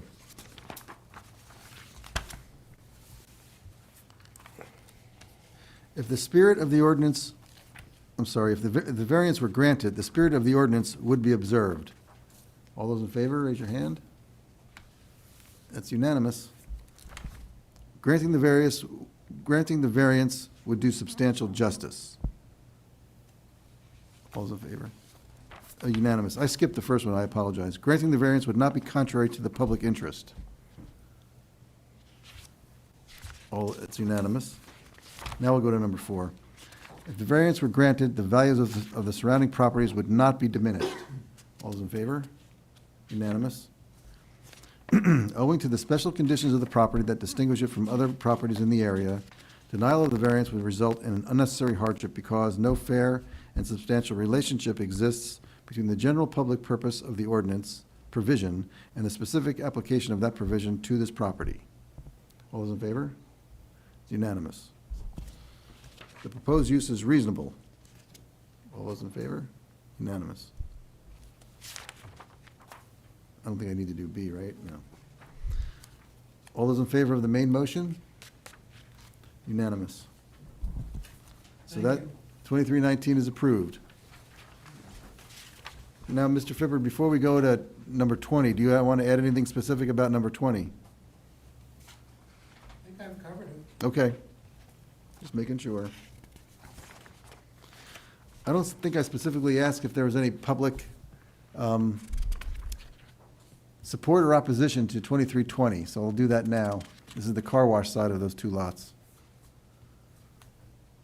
Seeing none, we'll move on to our deliberations on that one.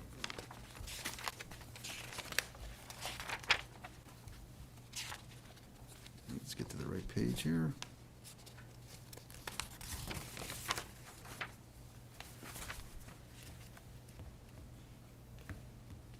Now, Mr. Gorman, you were proposing we just go into the vote on this one, correct? Well, I think for the record, I'd be comfortable with saying that my sentiment for ZBA 2319 on items 1 through 5 is the same for ZBA 23-20. Attorney Taylor? Could we have the plan put back on the screen, please?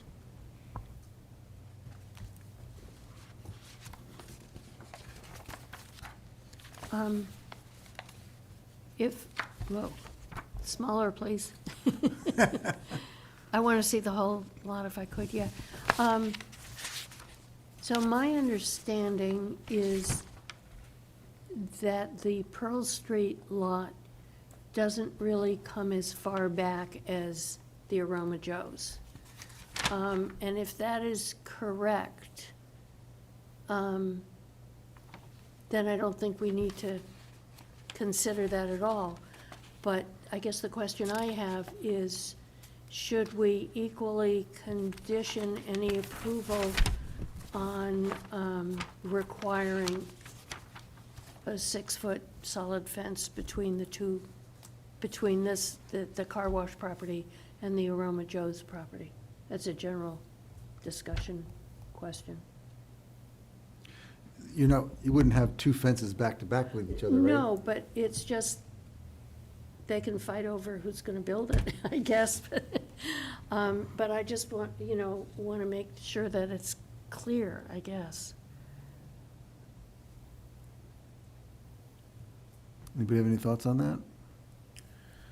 So what you're saying, Attorney Taylor, is you want to make it clear that the fence is going to continue out past the Aroma Joe property to the end point of the, Right. The car wash Thank you property. for expressing it better than I did. Yeah, I'd like to see that solid fence all the way along. Don't recall what's behind the Aroma Joe's, but I just think that it would be appropriate. and would you, I guess it would probably be appropriate for it to go along the entire rear boundary too, or I don't know if you'd call that the rear, but of the car wash property, where that residential building sits. Correct? Except that that's not a question before us. I mean, the only question Right. before us is the This one. paving setback. Yep. So the motion should include a continuous fence on the, On the, I guess it would be the Aroma Joe's. easterly I boundary think of it's the I car think it's the wash. easterly boundary. Let's open the public hearing for 1 minute and let Mr. Fippert speak. Thank you, Mr. Chairman. Just to clarify, on the approved site plan, conditionally approved site plan for the car wash, the 6-foot fence starts at Pearl Street and it wraps around the property all the way up to the front of the Aroma Joe's. It's already on the conditionally approved site plan, so that's a requirement, Okay, just so you're aware. FYI. Thank you. Attorney Taylor? Yeah, I think my concern is sort of expressed on our consideration of the Little Caesars lot. If either property were to be sold to some new entity, whether they remain car washes and Aroma Joe's or not, if we include it in this as a condition of the special exception, then it's likely the fence will remain. I have no opposition to that being a condition in this application. me neither. No. Sounds like they want to build a fence there anyway. Sounds like they have to. Yeah. Okay. Makes good neighbors. I think somebody famous once said that. So unless the board sees fit to deliberate further, I would make a motion to approve with the fence on the easterly boundary. Motion to approve ZBA 2320, provided there's a 6-foot stockade style fence along the entire easterly boundary. Just the easterly? Okay. Is there a second? Mr. Walsh? Seconded. All right.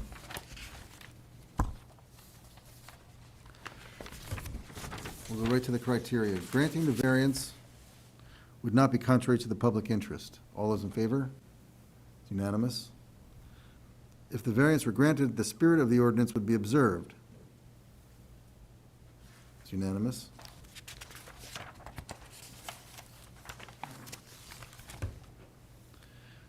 Granting the variance would do substantial justice. Unanimous. If the variance were granted, the values of the surrounding properties would not be diminished. Unanimous.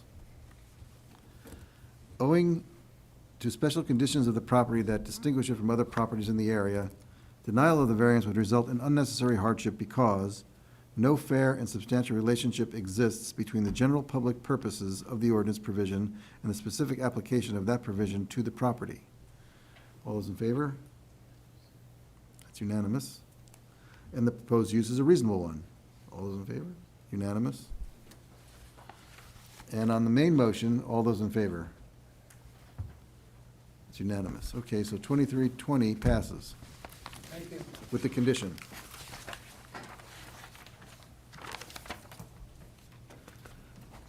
Okay. Does anybody need a break before we get into the next two? I'll take one. Take 5.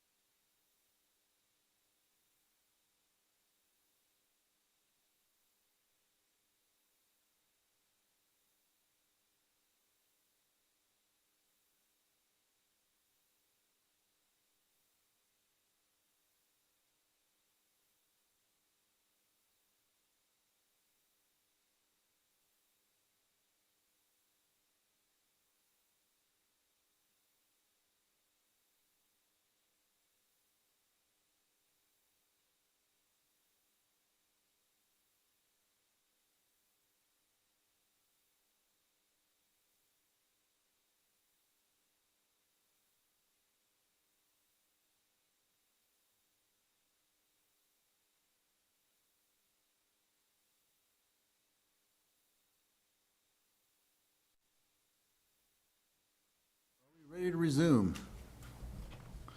Looks like we are. Corinne's back. So we'll take up 2321 at this time.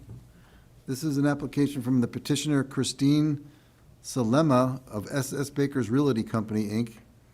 of Keene, who requests a variance for property located at 428 Main Street, tax map 112-004-000, and is in the low-density district. The petitioner requests a personal service establishment where it is not currently a permitted use under Chapter 100, Article 3.3.5 of the zoning regulations. Mr. Hagan. Thank you, Mr. Chair. As stated, it's in a low-density zone. It's located on a half acre, currently a three-story structure, office building. It's 5,518 square feet currently. The third floor is unused at the moment. There are 4 different variances on this property dating back to 71 when it was being used as Monadnock Nursing Home. There was an application for daycare at one point, which was never, it was pulled from application. And then in 87, it was a lot coverage. It was kind of a cleanup of kind of unpermitted use, which is what the letter said, basically requiring 2 variances in 87. Specific variance numbers are 8781 and 8782. One was for the lot coverage requirement and an addition, and the change of use to an office with conditions. And I did give you a copy of those conditions tonight. You should all have a copy of those.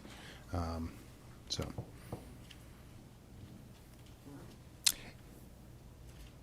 This is the one about that the uses be limited to professional offices only? Correct. Okay.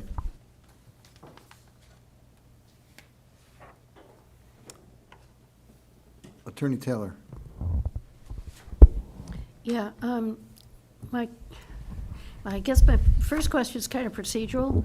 So with this variance, do we amend, are we amending the prior variance, or is this just sort of sandwiched on top of it?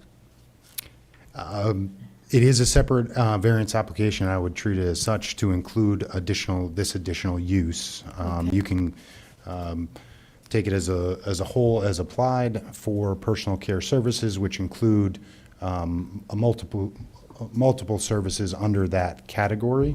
So you may, if you'd like, I can read you what those are under the personal care services. But it is defined differently. It used to be an office that would be included under an office, or we tried to, there was really no definition. So with the Land Development Code change, we included this as personal services and gave a definition of what those are. Would you mind giving us an idea of what the other potential uses are? Because if we prove this, we're opening up the door for those uses. Correct. If you can hold on just 1 minute.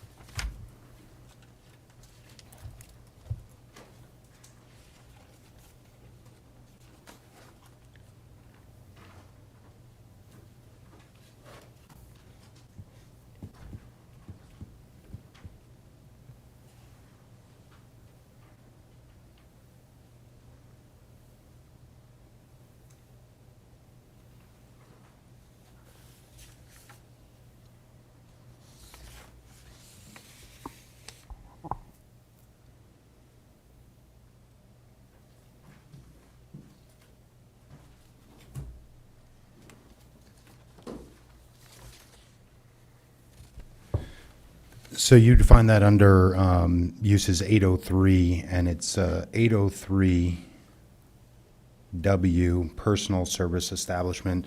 And it's defined as an establishment that provides services of personal nature, including but not limited to barbershops, hair salons, spas, nail salon, laundromats, dry cleaners, tailors, tattoo, and body piercing.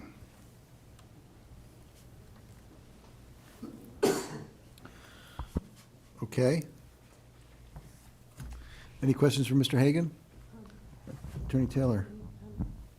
I'm still trying to go through this. This is very similar, if I'm recalling correctly, to what we had for, I think it was 441 Main Street, as well, where it's a personal services, but it also had this kind of limitation. And I honestly don't remember if we incorporated the earlier variants or uses into a new one. I guess that's what my concern is.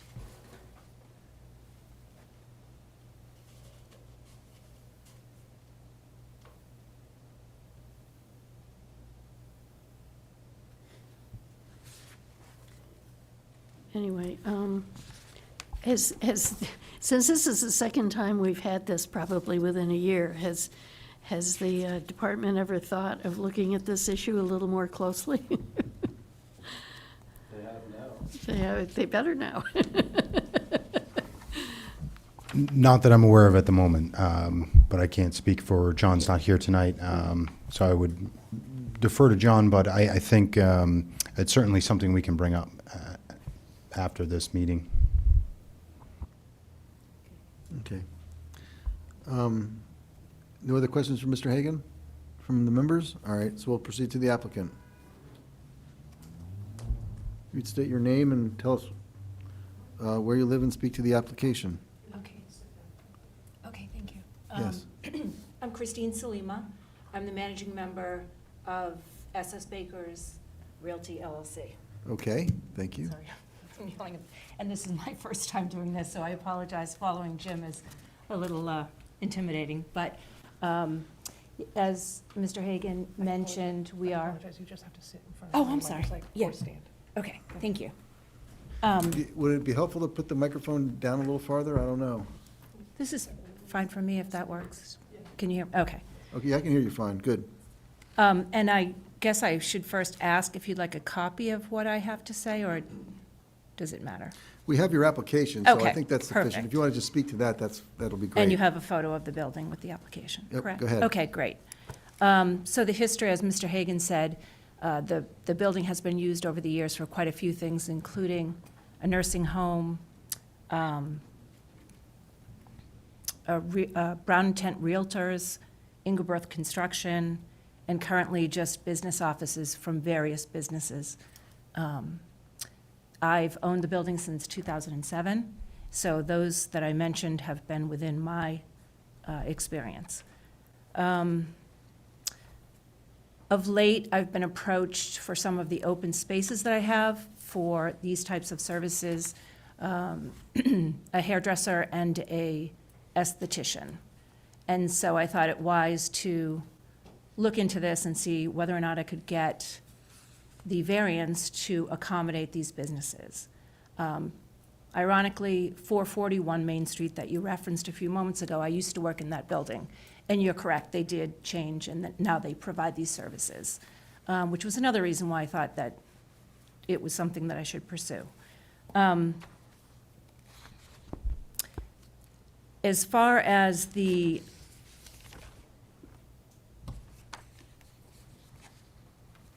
five required standards, would you like me to go through and speak to those, or? If you'd like, just take them one at a time and tell us what you can about them, and then we'll ask you questions when you're done. Absolutely. Okay. So the first one, the variance is not contrary to the public interest. I do believe that the request is, really, the tenants are in keeping with what's already in the building. There would be no change to the building, no change to the lot, and therefore, from the outside, very little difference. The habits, the hours that they would work would be professional, just as they are now. The second one, the spirit of the ordinance is observed. I don't think that this variance would diminish the health, safety, or welfare of the public, nor the character of the neighborhood. Again, we're not changing the building at all, the parking lot, none of it. From the outside, it looks exactly the same. Substantial justice being done. I think if the variance were denied, the public really doesn't gain anything by that. But on the flip side, the landlord, myself, would lose. substantially the opportunity to fill some open spaces that are created. The values of the surrounding properties, I mean, that's almost repetitive, but it really, I don't think, not changing the building at all does not really diminish or change the surrounding businesses. I'm sorry, surrounding homes and businesses. And as you all probably already know, most of that street, it's a mix of quite a few different things. I think low density was intended to, you certainly would know better than I, to maintain some of the single-family homes, but as Mr. Hagan described the history of this, this really hasn't been a single-family home or residence throughout all the years. So it's a little bit a special type of condition here that I'm requesting. So let's see. The values.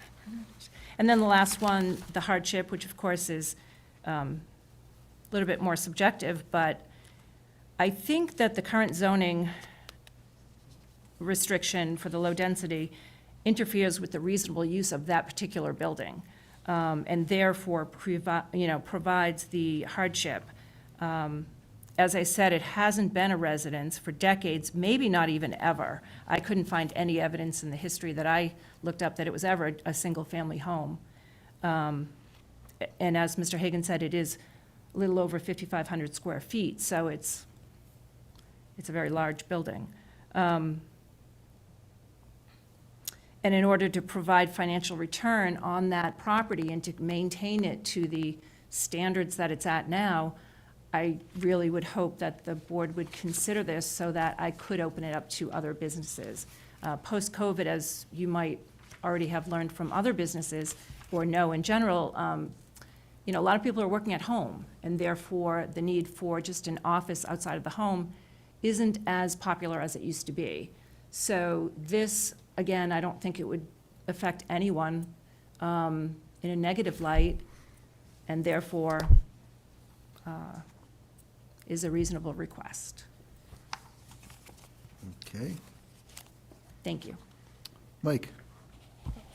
Ms. Lima, I have a Yes. couple of questions for you. Yes. The first has to do with the post-COVID rental market. And I was wondering if maybe in some detail with respect to this particular building, you could describe, quantitatively or qualitatively, the difficulty of filling these spaces.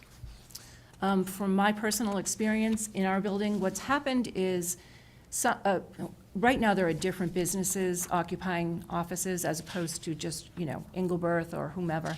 And when they lose an employee, they haven't, I don't know all the details of their business, but they haven't replaced the employee, and therefore there's a vacant office. The company is still there, but the amount of people and the amount of space that they're taking is less. That's been my experience, Okay, post-COVID. thank you. Sure. And I have another question that involves a comparison to the other variance that was granted across the street. And that is that, the description of personal service establishment is so broad that it includes things like tattoo parlors and dry cleaning businesses and whatnot, some less consistent with the low-density district than others. And so I think one of the ways around that last time was to place conditions on the approval of the variance that restricted it to the more amenable kinds of uses. Specifically, I think, I dug up the minutes. The personal service shall be restricted to one professional personal service provider per unit whose schedule is by appointment only, is licensed by the state for their particular professional personal service. Would you and/or the tenant be agreeable to the attachment of conditions of that sort to this variance? I can't speak to the tenant that I referenced in the application because I haven't discussed that with her. And quite honestly, we haven't proceeded to the next step yet because I didn't know if that was going to be possible. So in thinking about it since the application was submitted, I really thought, it's really more of a broader request in the sense that it's not just about that one particular woman who approached me to do her hairstylist business. But to answer your question from my perspective, yes, I would be amenable to that. Okay, thank you. Okay. Can you tell us a little bit more about the fifth criterion? I'm gonna try to flesh that out a little bit, because that's the hardest one, in my Yeah. view. Sure. I'm looking for the special conditions of the property. And I notice you have a large lot, and you also have a large building. Yes. I don't know if that plays into this at all or not, but, Okay. Sure. The building is quite large. It is not set up as a home. As I've mentioned, I don't think it ever was a home. I could be wrong, but if it were a single-family residence, it had to be at least 50 years ago. So the only other thing really to do is office space. And in order to do that and fill the space and to, maintain the building, the size of it, the taxes and all of that, sort of leans itself towards opening those offices to different businesses, or tenants is a better way to put it.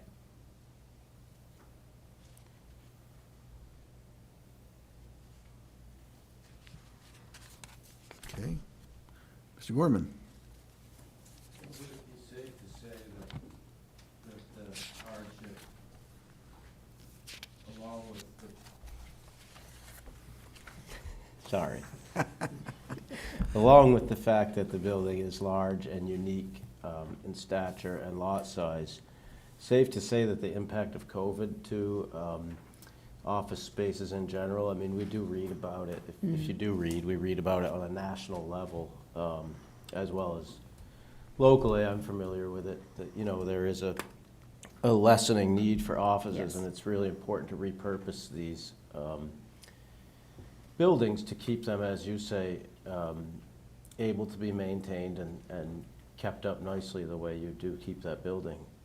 So safe to say that the change in sort of the societal shift has created somewhat of a hardship for the property as well.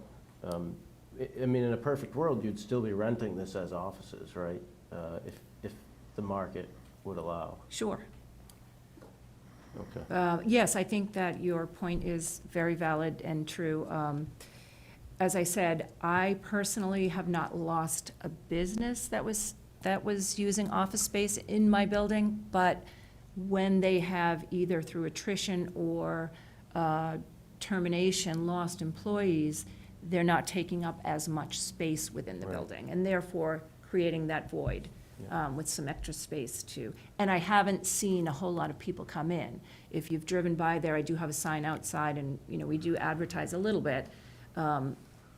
But I have not seen as many people calling or needing office space as I have in the past. Thank you. Sure. Attorney Taylor? Thank you. So I'm not clear. Do you have a specific tenant in mind? What- Or, I'm or sorry. is it just the category you want to be able to use? Well, originally, I was approached by a hairstylist who, saw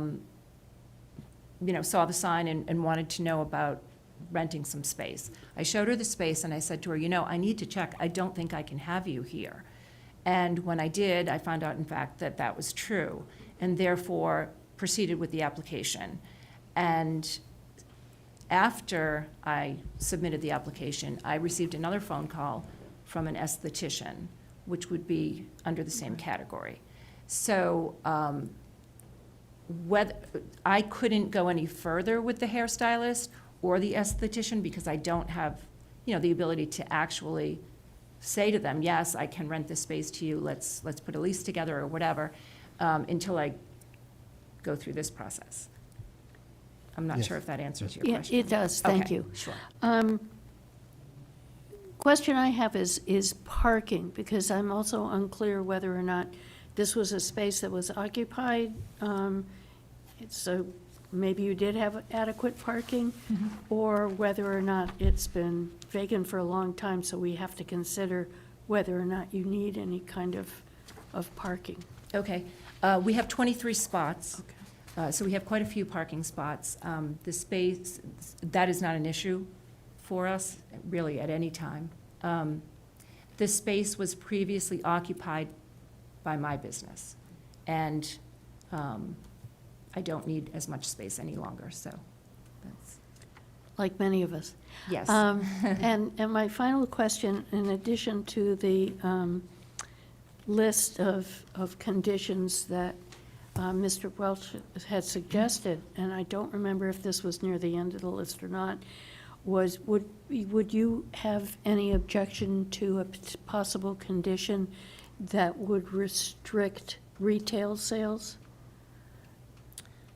Could you define, well, like, would There are a a lot hairdresser? of personal service, I guess they come in that category, who sell things that are sort of ancillary to their trade. You know, hairstylists will sell shampoos. Right. And they'll do, frankly, quite a bit of business on it. So I didn't know if you'd have any concerns about that. Yeah, I would rather them be allowed to sell shampoos and things right within their shop. I would be fine with saying, I don't want a retail shop like a clothing shop or anything like that. That's more in the commercial line. But if they were to sell, I think most of them do, sell a little bit of, you know, this and that, I would like to be able to allow that. So retail, that would be ancillary to that specific Correct, business? correct. Mr. Gorman? I think the stipulation about appointment only assists with that retail too, because it would be very difficult to run like a full-blown retail operation Right. by appointment only. But it does still allow for the ancillary sell of a shampoo to someone whose hair you just cut. Right. Or, you know, a chiropractor who's selling supplements, things of that nature. So. Okay. Can you explain a little bit more, as this follows up on Attorney Taylor's question about parking? You have some tenants there. How many tenants do you have, and how many people are required to park there now? Or rely on your lot to park? Well, I'll first say that not everyone is there every day.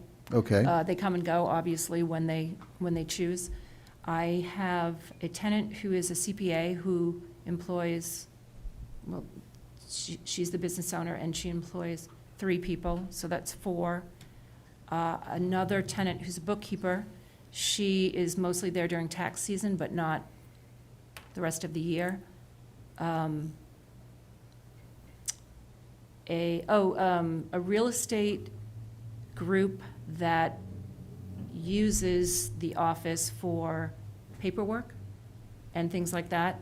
They have 1 office, so I don't know how many realtors they have. I don't see very many people going in and out of the office. And then a title company.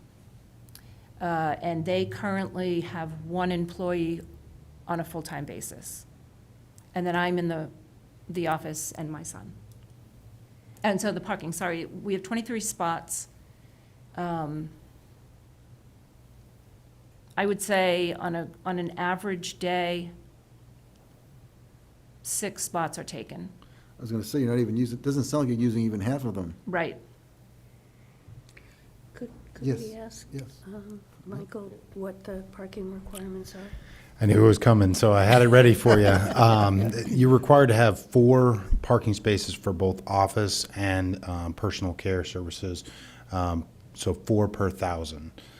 So it's 5,500 square feet. That doesn't include bathrooms and so on. So I gave you an overall square footage. We'd have to take a look at it completely, but sounds right around that, that meets the minimum requirements for 5,500 square feet. So it'd be 22 spaces. Sounds like they have 23 spaces for 5,500 square feet if you were to take the full square footage. So it does meet the minimum. And the likelihood is that if you really calculate it, the square footage would be diminutized by stairways. Correct. So on, so bathrooms. That is correct. So very safe to say it exceeds the parking requirements. What I can say is it meets the minimum. Okay.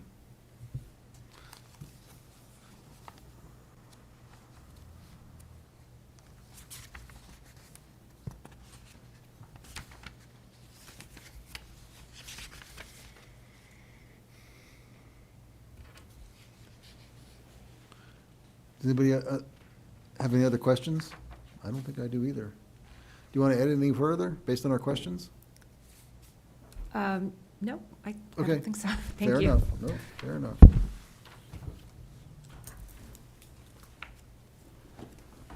At this time, I would entertain public comments opposed to the application.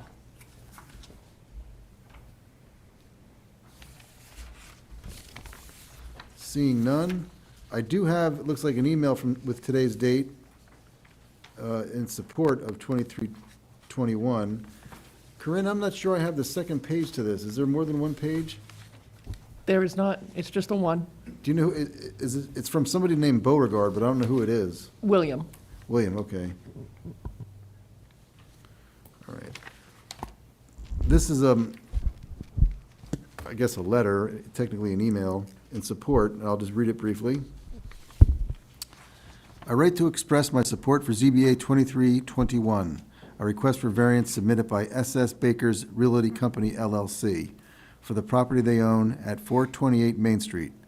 My wife and I own 440 Main Street, which abuts 428 Main Street immediately to the south. We are currently out of town and will be unable to attend the ZBA meeting today, Monday, August 7th, 2023.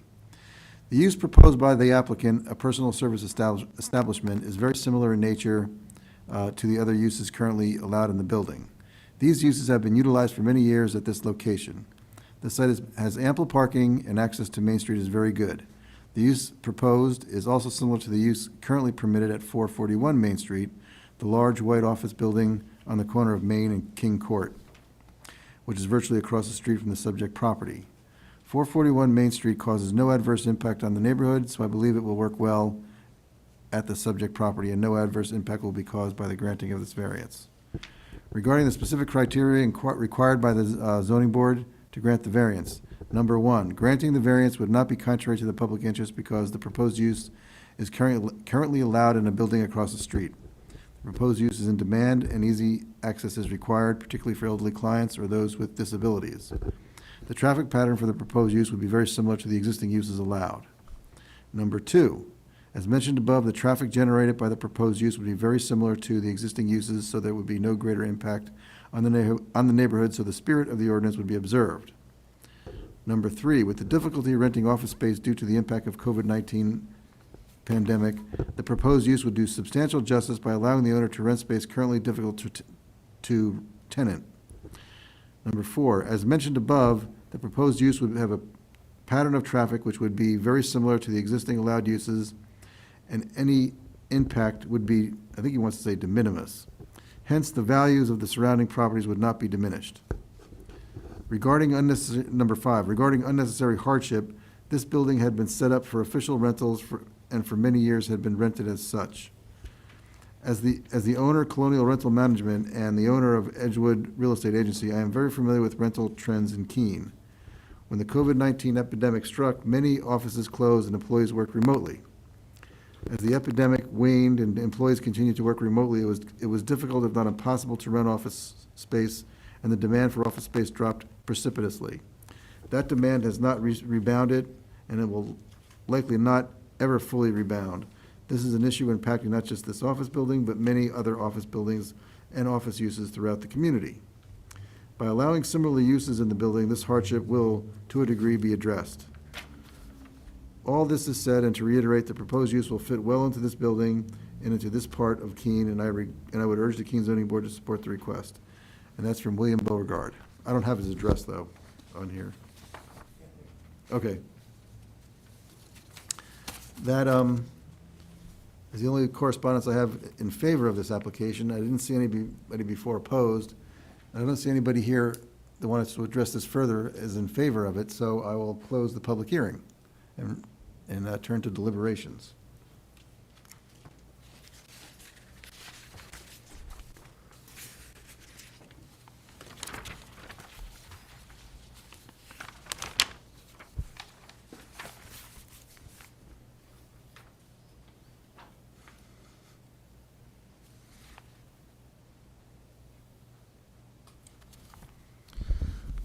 I'll start with number one. I don't see anything in the application that would be contrary to the public interest. It is a use consistent with the area.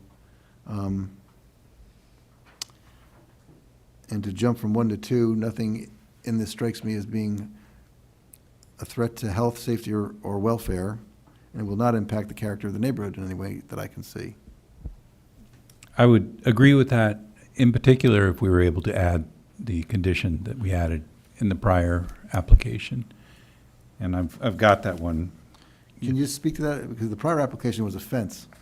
Sorry, the prior application across the street. I didn't think you meant that. Similar, right. Okay. And I've got it here if you want me to read it one more time. Sure, just so I just want to. Yeah. This had to do with 441 Main Street. Okay, all right. Thank you for that clarification. And it said the personal service uses shall be restricted to one personal service provider per unit who schedules by appointment only and is licensed by the state for their particular professional personal service. In my thinking, that limits away from things like dry cleaners and laundromats, et cetera, which I think would be not in the character of a residential neighborhood. Okay. That's not one of the uses Mr. Hagan mentioned earlier. A dry cleaner was? Oh, I missed that then, I'm sorry. All right, I'm on board with that condition. Mr. Chair. Oh, Ms. Taylor, yes. I would just add that, we've been cautioned on occasion to take these applications individually, and one approval doesn't necessarily set a precedent to approve another. In this case, however, I think that those conditions are applicable to this application. And is that because of the proximity of the two built properties or similarity of the neighborhood, of course? I would say it's more on the nature of the buildings, because 441, if my recollection is correct, is, a large, older building that's been divided up into a number of offices. And the owner also has had the same issue with COVID and a lack of demand for office space, but there seems to be a demand for this particular type of use. So I think it's more on the nature of the building than the location. Okay.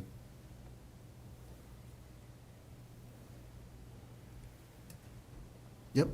I would just say I agree with Michael and Attorney Taylor that these stipulations would be, to me, imperative for approving this variance. I don't see a dry cleaning facility the same as a hairdresser. So I think these contingencies certainly shrink it back down to what we would intend it to be, which is a sort of a single tenant who's performing a direct service to by appointment only customers. Agreed. And I guess on the other criteria, I don't see any gain to the public by denying the variance, and I see harm to the applicant by denying it. These people like the applicant are struggling with, I guess, lots of availability and little demand in terms of some spaces, and they need to tailor their business approach to meet the demand that is out there for the type of space that can go. And personal service seems to be one way to do it. I agree with her that there's no harm to the public and, or the neighborhood. And I see no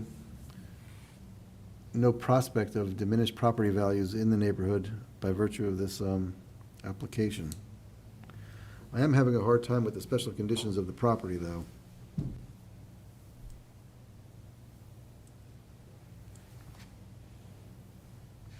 I'm wondering, Mr. Gorman, yes. I just think with, whenever I'm looking at an older building that was constructed in a time when things were completely different, it's these large buildings that are sort of stuck in residential areas that really have no hope of ever becoming a single-family home again. They made perfect office buildings for the longest time. But, you know, things change. And it's important to stay fluid when things do change. And repurposing of a building because it no longer has a true viable use based on the current state of things compared to how they were. I think that for me sort of embodies hardship, because you've got to be able to have reasonable use of your property. And if you've got a really large property with a lot of parking and a big lot that functioned well for many years as offices and is no longer functioning because of things beyond your control, I think that is sort of a hardship for the property, and repurposing the use is the solution. And the zoning board is part of that repurposing process, and actually the master plan even speaks to, you know, finding repurpose for historic buildings, older buildings that have fallen out of favorable use. So I can get my head around the hardship based on sort of the societal shift away from office use, as well as the size of the building and the size of the lot being sort of an anomaly within its neighborhood, very similar to the Coughlin building. That's across the street. Yeah. Yeah, yep. That was very helpful, thank you. Attorney Taylor? Thank you. I think this is one of the classic situations where actually the special condition of the property is the building. And in a low, it may not be distinguished from its immediate neighbors, but it's still in a low-density zone. And I would say that there is no fair and substantial relationship between the public purpose of the ordinance and how it's applied to this particular building. So that's where I come down on the, Because of the size? yeah, because of the size and the nature and its, I won't call it traditional use, it's long-standing use. Yep, yep. I see that, too, okay. Any other comments? Does somebody want to make a motion? Mr. Gorman? I will move to approve ZBA 23-21 with the parameters set forth by Michael. I'm happy to repeat those if you tell me Maybe what we they should, are. just so the record's clear as to what we're, Sure. Sitting forth. And I can refer them, No, I go mean, ahead. they are the same parameters that we used Yep. for 441, I think it was. ZBA 2207. Oh, okay. Yeah. I can read them one more time or just Well, make reference. because we made Yeah. a motion, let's just put it out there. Yeah. Oh, Yeah, read them? go ahead. Sure. Uh, I like hearing you repeat that. This is the condition, the personal service uses shall be restricted to one professional personal service provider per unit who schedules by appointment only and is licensed by the state for their particular profession or personal service. Great, okay. Is there a second? Mike seconded, all right. Go through the criteria one more time. Granting the variance would not be contrary to the public interest. All those in favor? It's unanimous. If the variance were granted, the spirit of the ordinance would be observed. It's again unanimous. Granting the variance would do substantial justice. It's unanimous. If the variance were granted, the values of the surrounding properties would not be diminished. Unanimous. Owing to special conditions of the property that distinguish it from other properties in the area, denial of the variance would result in an unnecessary hardship because there will be no fair and substantial relationship existing between the general public purpose of the ordinance provision and its specific application of that provision to the property. All those, unanimous. So on the main motion, all those in favor of the main motion, with the conditions, unanimous. So, I forgot what it was already. 2321 is approved. Thank you very much. You're welcome.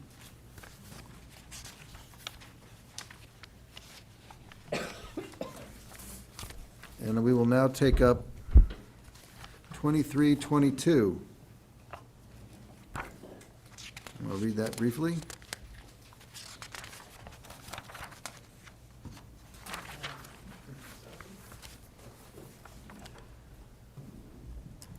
Petitioner Casey Coda of Coda and Coda, Inc. of Bellows Falls, Vermont, requests a special exception for property located at 455 Winchester Street, tax map 115-025-000, is owned by Donald E. Barnes and is in the industrial district. The petitioner requests to permit an office use in the industrial district at this property per Chapter 100, Table 8-1, permitted principal uses of the zoning regulations. Mr. Hagan, you want to tell us about this property? Thank you, Mr. Chair. 455 Winchester Street, industrial zone, .98 or .95 acres, one-story building, 1,368 square feet. Last permitted use was a car rental business, and that was under ZBA, a ZBA application that was granted on August 2nd of 99. 99-13 for a vehicle rental conditions. There are other variances.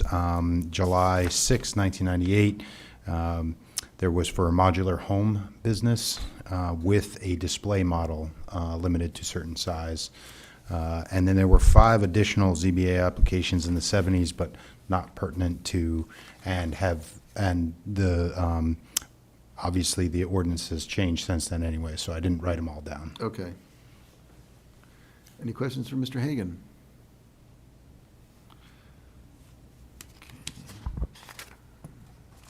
Mr. Coda, do you want to step up and give us your information?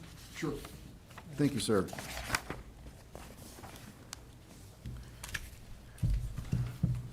Good evening. My name is Casey Coda, president of Coda and Coda. We're a family business, 82 years long, started by my grandparents. And we deliver heating oil, propane, kerosene, and do burner service and plumbing services as our main course of business.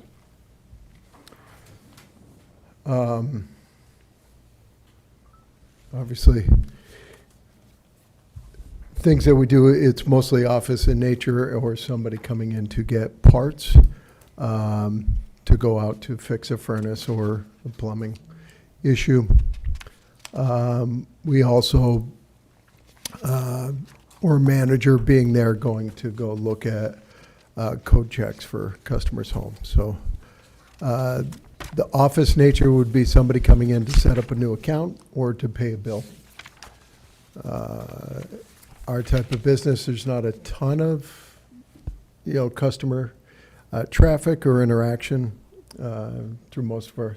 A lot of people will mail their bills in, but if they have questions on bills, sometimes they'll come in to get better clarification, or if they want questions answered on an estimate on looking at a new heating system or air conditioning, things of that nature. So it's not a highly busy location from that standpoint. And relatively small staffed to start with, obviously. How would you like me to go over things? Really, it's up to you. We have your application. If you want to add to or explain your submissions on the application insofar as each criteria is concerned, you want to take them one at a time, that's fine. Sure. However you like. Sure. The nature of the application is consistent with the spirit of the zoning. We feel that it is. We feel that being able to have a viable business, which is very similar to the other businesses that are around there with Dead River Oil, which is across the street, and FW Webb's, which is down, both heating and nature. So we feel like we're very similar in that nature. The property will be maintained in accordance to making sure that public health and safety is there. Obviously, all of our properties that we have, we take very good care of, and obviously, we take pride in what we have.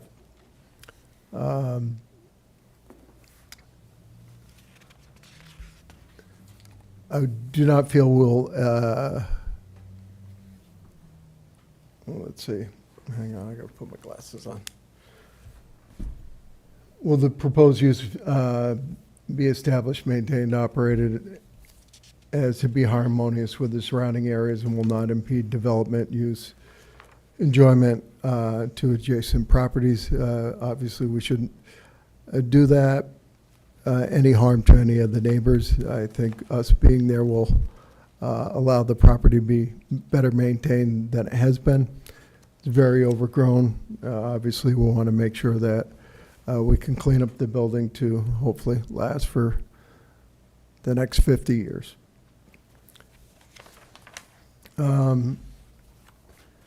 Proposed use of the character that does not produce noise, odors, glares, vibrations adversely.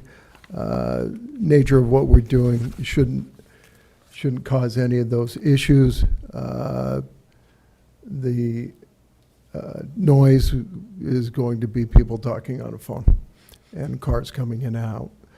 Shouldn't be an issue to that. Proposed use, excessive burden on public improvements, facilities, and that. I don't feel that we would cause an issue that way. Again, being a small office with just a couple staff inside, shouldn't have any adverse effect to town services.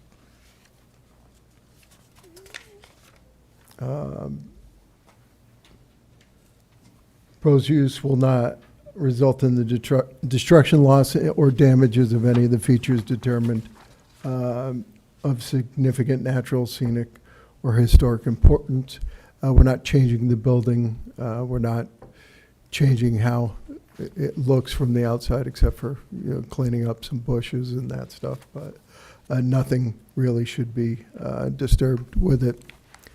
In fact, the landowner, Donald Barnes, had fixed all the potholes around the building and that stuff already. So I think that covers that. Okay. And I don't feel it will be a safety hazard with traffic. I don't think there will be an increase of traffic coming in and out of our property that will have any significant impact or noticeable impact. In fact, it should cut down on the trips that our vehicles go in and out of FW Webb's if we have our own parts in our own facility as well. So, thank you.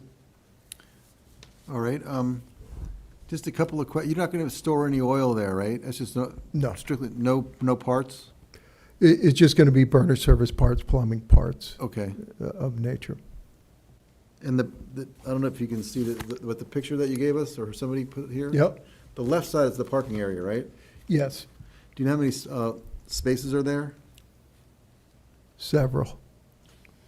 It looks like several. Do you have I would say that there's probably enough parking for probably 10 to 15 vehicles, and it goes further out back as well. Yeah, I saw the lot map here. The back lot. It's like L's, it's like an L, like a dog leg left. Yep. And I would say you could accommodate 15 to 20 vehicles easily. And you don't expect to have that kind of volume there, right? It would be great, but no, I do not Okay. expect that. I would expect probably a maximum, probably 4 vehicles. Okay. Is anybody other? Attorney Taylor? Thank you. I was kind of curious too about the storage of parts. I know the office definition says basically an office is not materially involved in the fabricating, assembling, warehousing, or on-site sale, et cetera, et cetera. So I was just curious as to, you know, warehousing. I mean, there's a difference, obviously, between a warehouse and storing, Right. you know, parts in a room. So could you tell me the basic scope of what you think you might have? So usually what we try and have is the inventory that's consistent with one service van. With, I'm sorry? With one service van, Okay. so that amount of quantity. It's expensive being on the shelf, so you don't want to hold on to too much.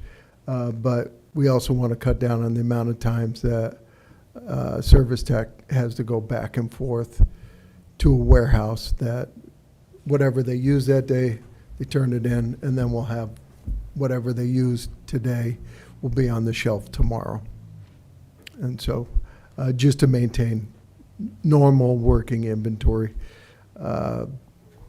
It's not very excessive.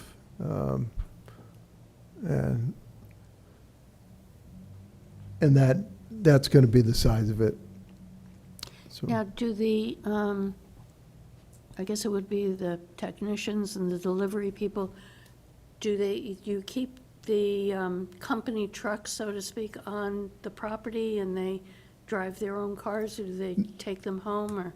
no, they take their own vehicles home. It cuts down on running around. So if we have a call early in the morning, they can go directly to the call from their home instead of coming to the office and then leaving and going back. So many of our service technicians get dispatched from their house going to their first call. Do you keep oil delivery trucks there?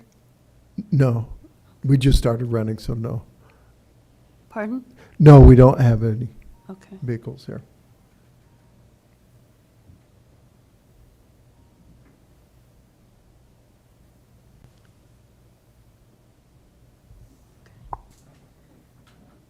Anything further from anybody else? Okay, I guess that's all the questions we have. Thank you.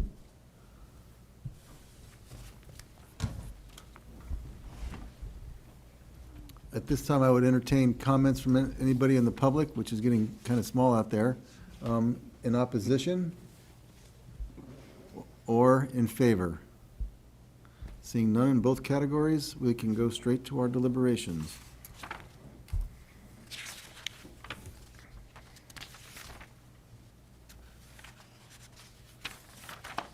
Let's see here.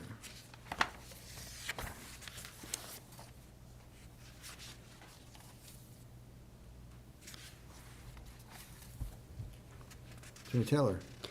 Yeah, as you can tell from my questions, my concern mostly was whether this was going to be used as an actual office or whether it was going to be also used as, you know, for storage and servicing and things like that. And I think that the responses did somewhat allay my concerns, and this doesn't look like it's going to be used for storage of vehicles or equipment Right. or anything else of that nature. I would agree. Okay.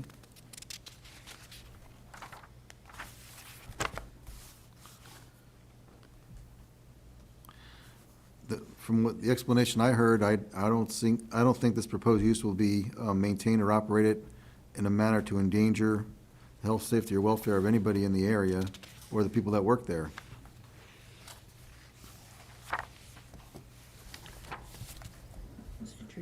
Yes.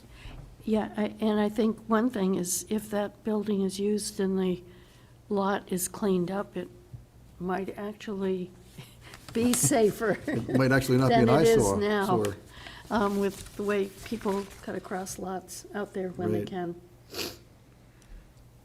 The building needs some work. Mr. Gorman? Yeah, that is, I agree with everything that was said. I also think that the proposed use will be harmonious with the surrounding properties. I mean, it's gonna fit right in where it is. It's actually a great use, I think, for this decrepit building, so. It's gonna get cleaned up, it's gonna Extra- get a good use. Ex-decrepit building soon to be anyway, right? Exactly. Okay. And I'll jump to the next one. It seems that the proposed use would actually emit less noise, less odors, less glare than the prior use and increased property values. The prior use, you mean the rental car, right? The rental car. Yeah, yeah. Yep. Mr. I'll Gorman? jump on to the next one and say that there won't be much excessive burden on public improvements or facilities. I mean, this is not gonna be a high-volume use, so No. water, sewer, things of that nature should be intact and adequate, as well as parking, so on and so forth. So I don't see any increased burden. Again, like what Mike said, it's probably a step down from what was there in terms of activity and burden. And the proposed use certainly will not result in the destruction, loss, or damage of any feature determined to be of significant natural, scenic, or historic importance. Attorney Taylor?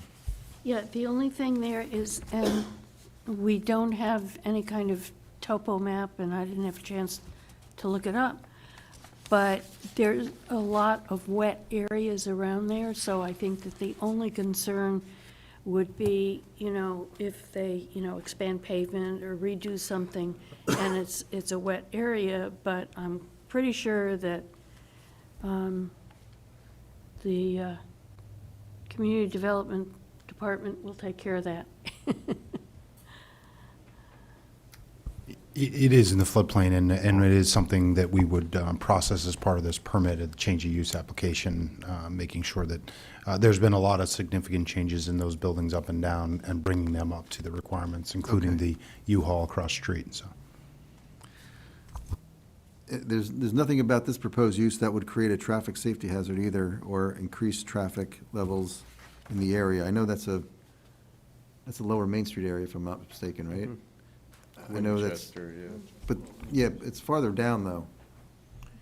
Yeah, it's It's past the car dealerships, past Criff Road, It's just before Criff Road. Yeah. Just Right. before Criff. before it. If you look at. I thought it was right after it. No, just before. Okay.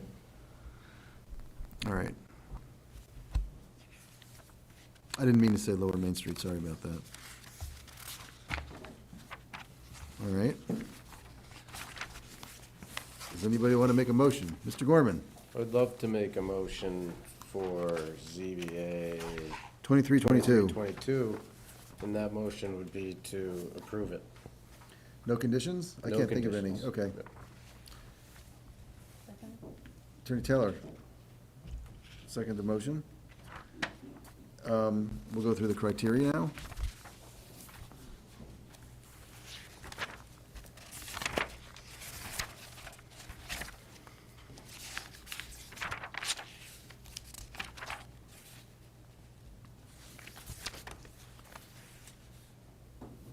The nature of the proposed application is consistent with the spirit and intent of the zoning regulations, the land development code, and the city's comprehensive master plan, and complies with all applicable standards in the land use code for this particular use. All those in favor? Unanimous.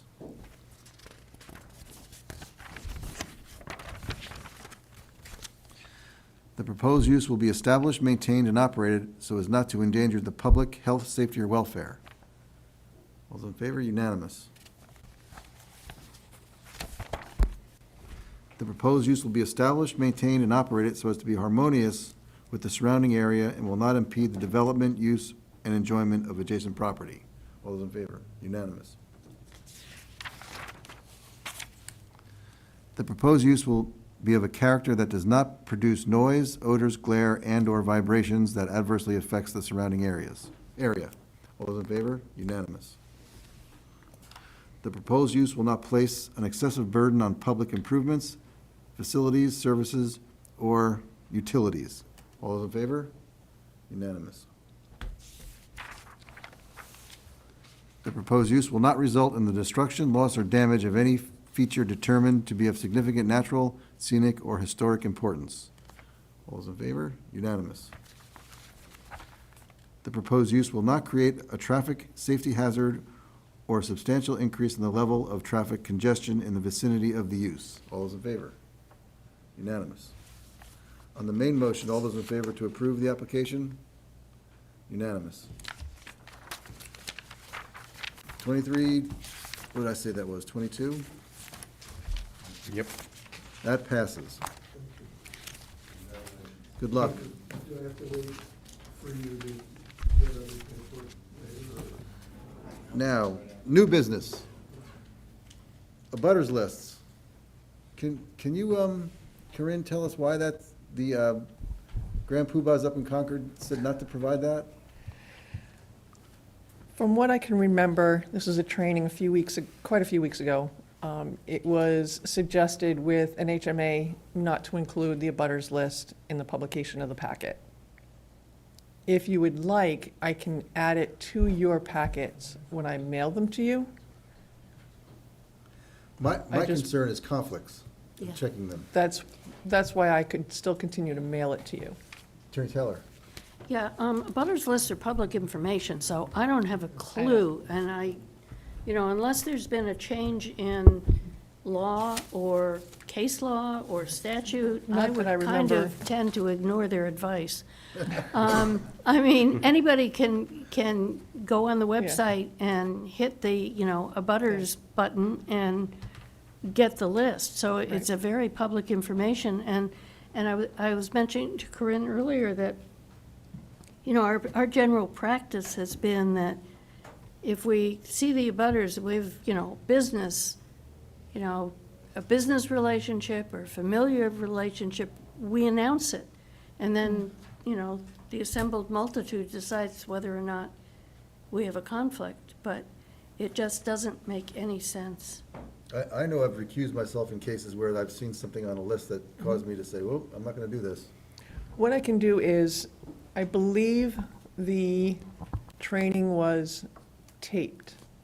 And I'll go back and I will see if there is anything specifically that was cited, or if it was just a recommendation. If it's a recommendation, I'll continue to add the abutters list. I'd be inclined to, personally, I don't even care what the recommendation is, but, I mean, I think it's that useful.